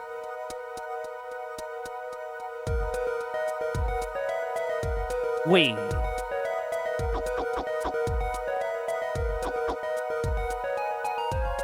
Has he been doing charcoal drawings of our, like, cases? There's 3 of them. Okay, let's print this one out. This one, too. What's wrong, Apollo? You look so serious all of a sudden. You think I could look at the last of these? Fine by me, and knock yourself out. Yeah, this is weird.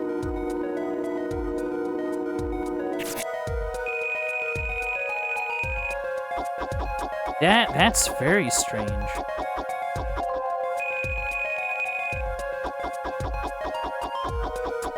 Yeah, really... What's this even?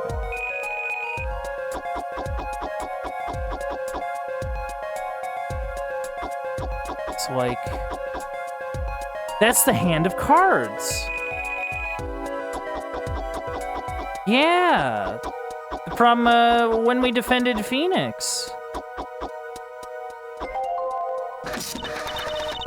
Okay, let's print this one out.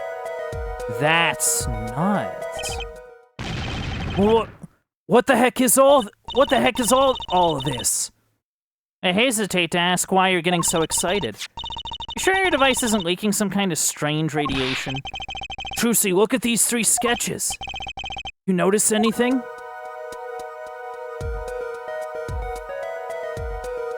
Yeah, they're all Apollo's cases. Ah! They're... Now you're both white as sheets. What's going on? These sketches are of the 3 cases I worked on. What?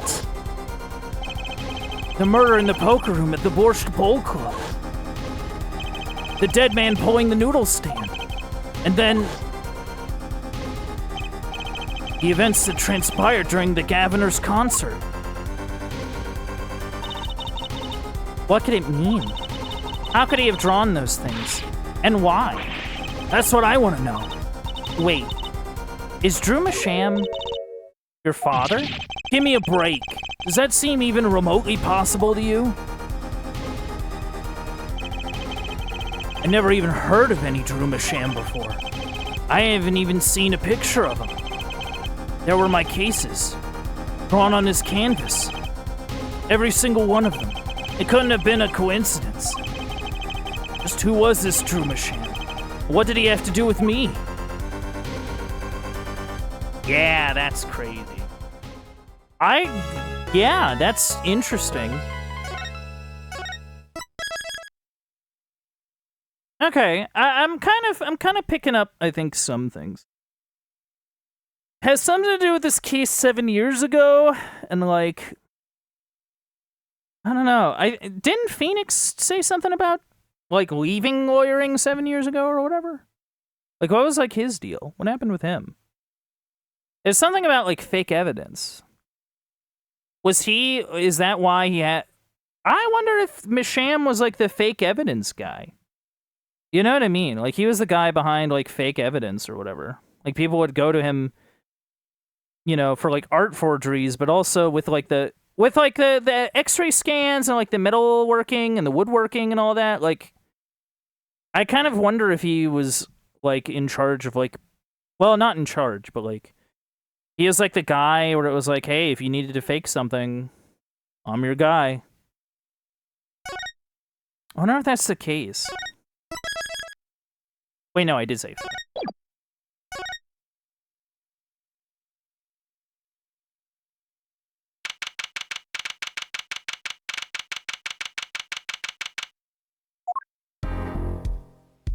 Hey. Good morning. So, you're Vera, right? I'm Trucy. Trucy Wright. That's right with a W. But not right, right?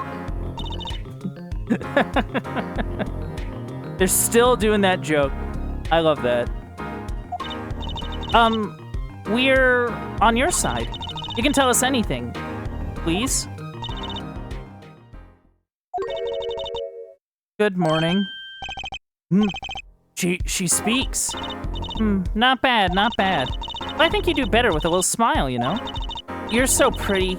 You need to sell yourself, you know? Trucy, let's take it easy for starters.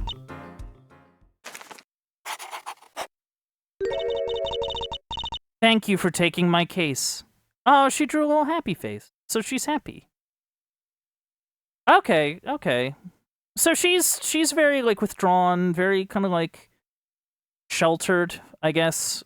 And this is kind of her way of, I don't know, of, like, expressing herself, you know? Like, maybe she just has a tough time doing that. That's fine.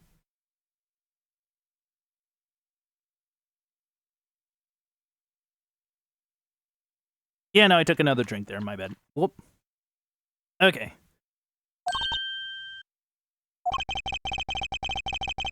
Okay. Well, that's a start, I guess.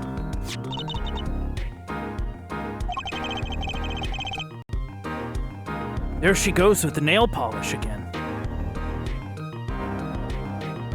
Huh, I wonder. That's great, really. It's so cultured.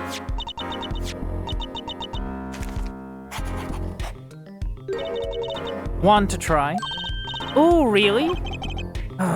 Girls. Oh, girls. The victim, Drew Masham, was a forger. The stolen painting was found in his studio. A life of crime, really. Maybe one that led to his death.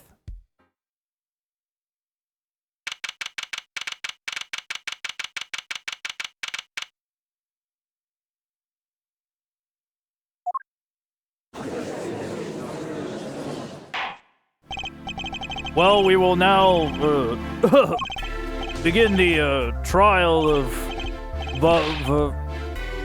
Vera Masham. Is the judge okay? His voice is all raspy. He's looking around all nervous like.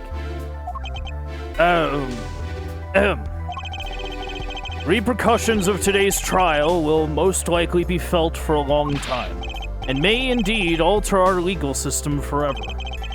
Today is a test of the jurist system, and the first step toward a new order in our courts. Daddy's secret mission. The jurists will function like a jury.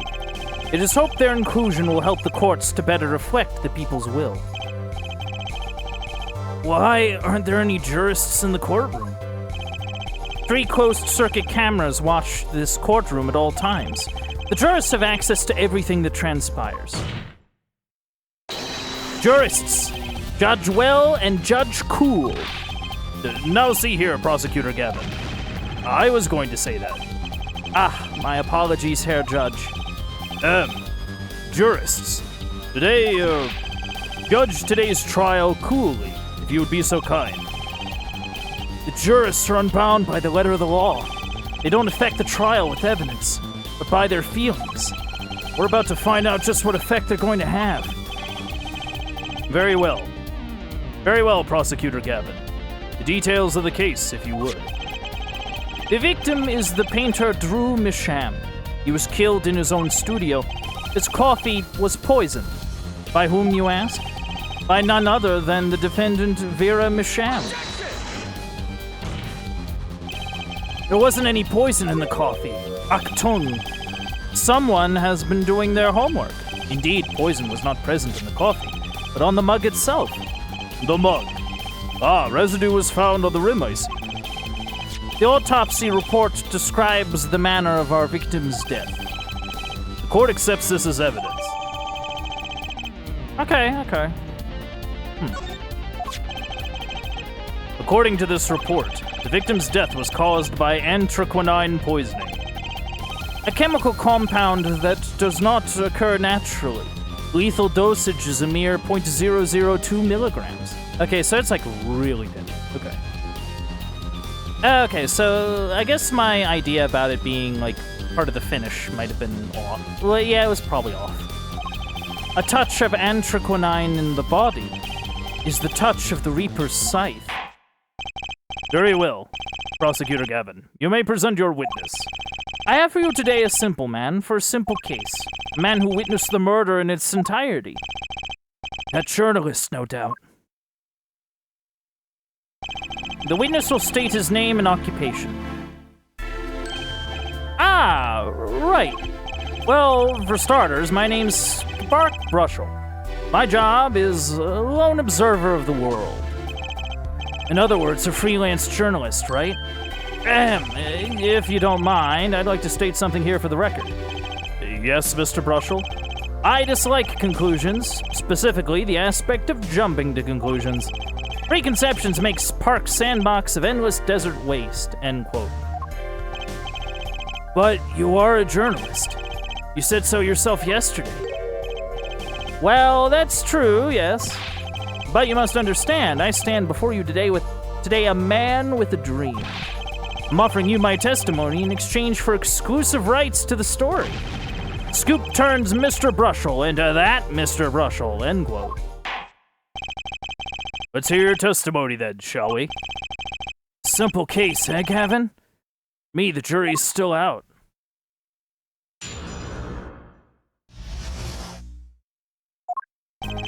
I visited the studio around 9 o'clock that night to do the interview. The first outsider to enter the atelier, journalistic history made, end quote. His daughter brought us coffee right after we started. And you know what happened next. Star falls, end quote. No one else entered the room beside her the whole time.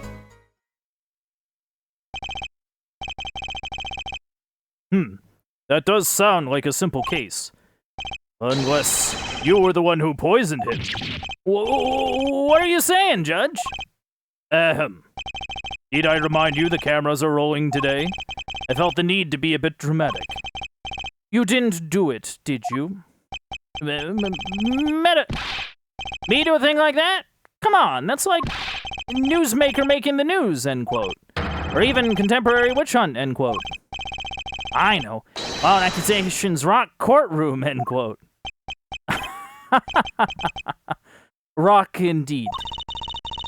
Prosecutor Gavin sure looks like he's having fun. I'm so happy for him. I'm so happy for him.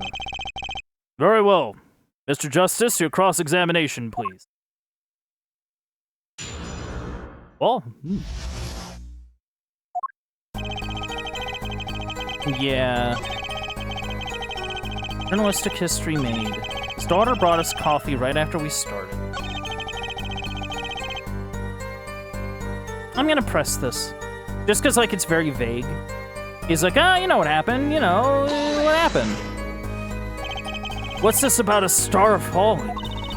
Stars fall, huh? It's like an old telegram. Send money, over. Zowie, you don't know?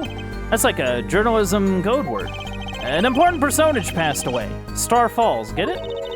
But there's no gravity in space, is there? I wouldn't think stars could fall, really. Does this matter? Ooh boy, this is good stuff, good stuff. How about star breaks? Nah, lacks punch. I know, star dies. Nah, lacks imagination. Of course you could go with Drew dies, straight to the point. I like it. I think we need to hear about something a little more substantial.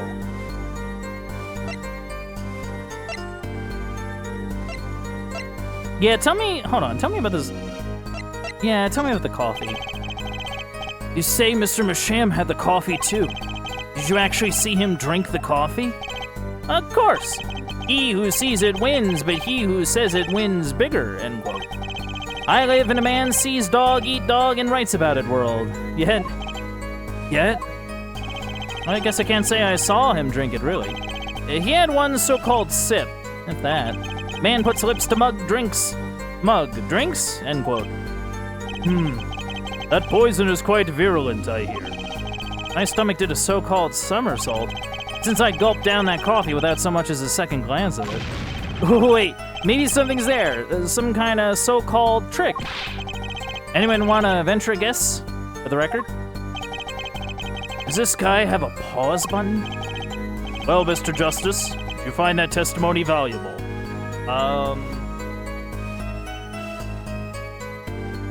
I would keep it. The victim drank his coffee, then immediately fell over? Oh, yes. You can go to press with that one. Your Honor, this is a vital piece of information. Please add it to the testimony. Yeah, no. Very well. Witness will add this to his testimony. Vital, right. He had one sip of that, and the next moment he was on the floor.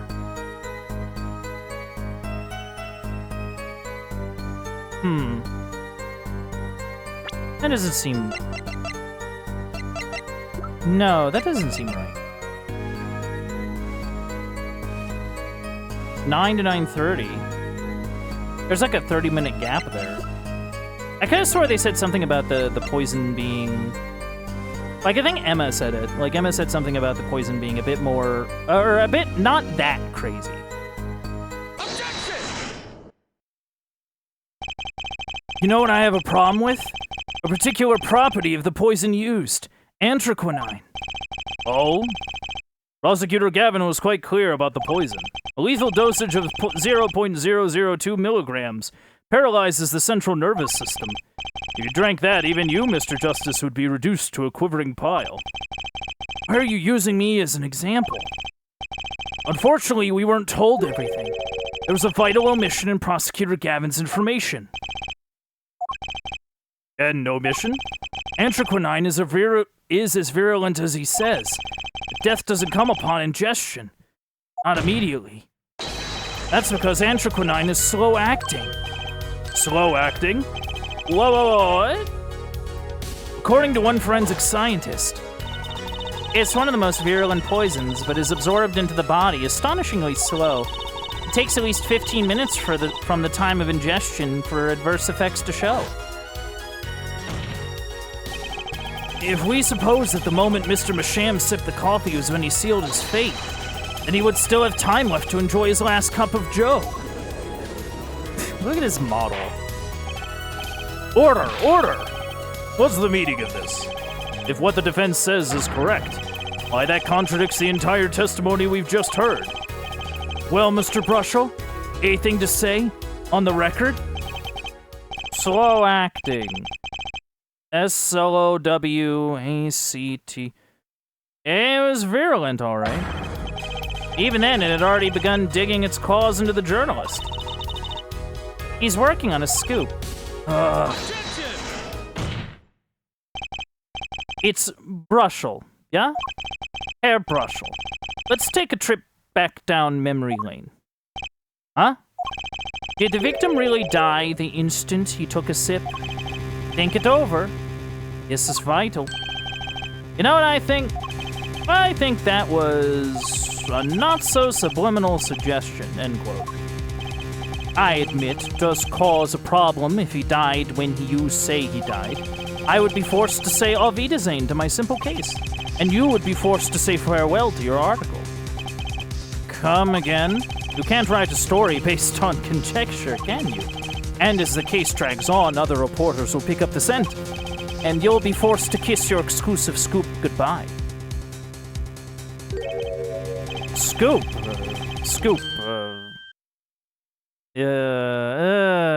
I don't like this guy. Look, just wait a second. Just 1 second. We're waiting. Out with it.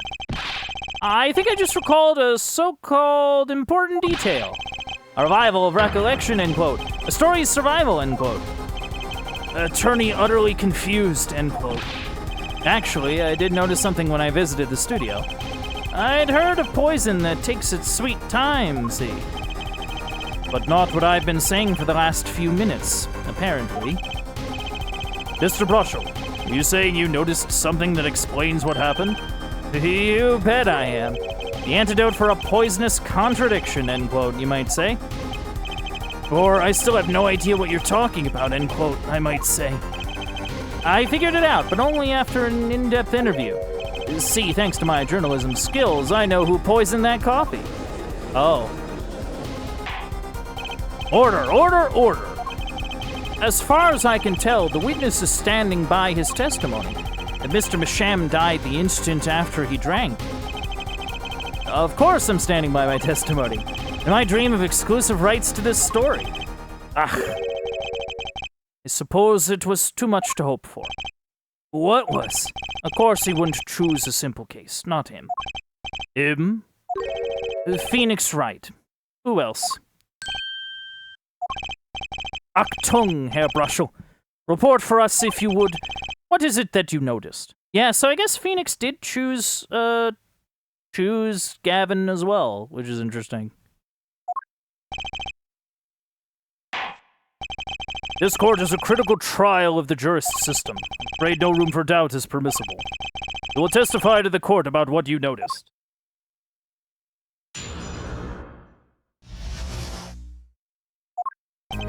When I arrived at the studio, Mr. Masham was at his desk.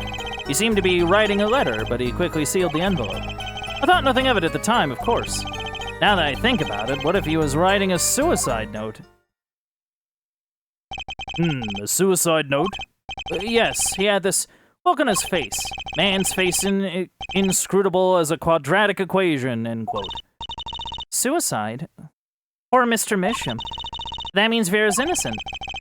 Would someone commit suicide in the middle of an interview? Oh.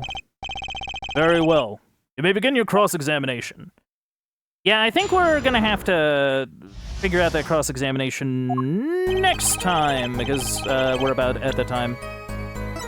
So... Yeah, no, I gotta run. But yeah, no.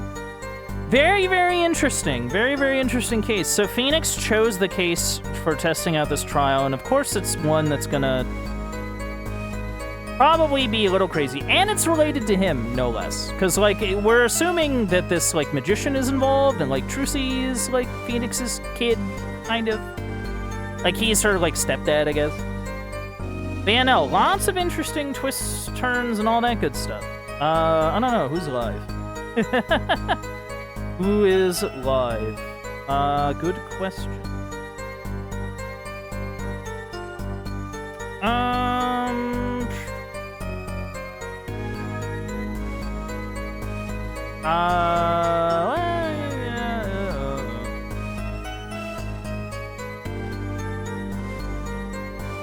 don't know.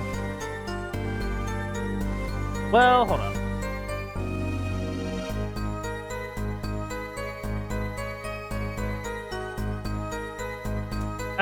Yeah, who do we got? I think we got somebody who's cool. Go say hello. But okay.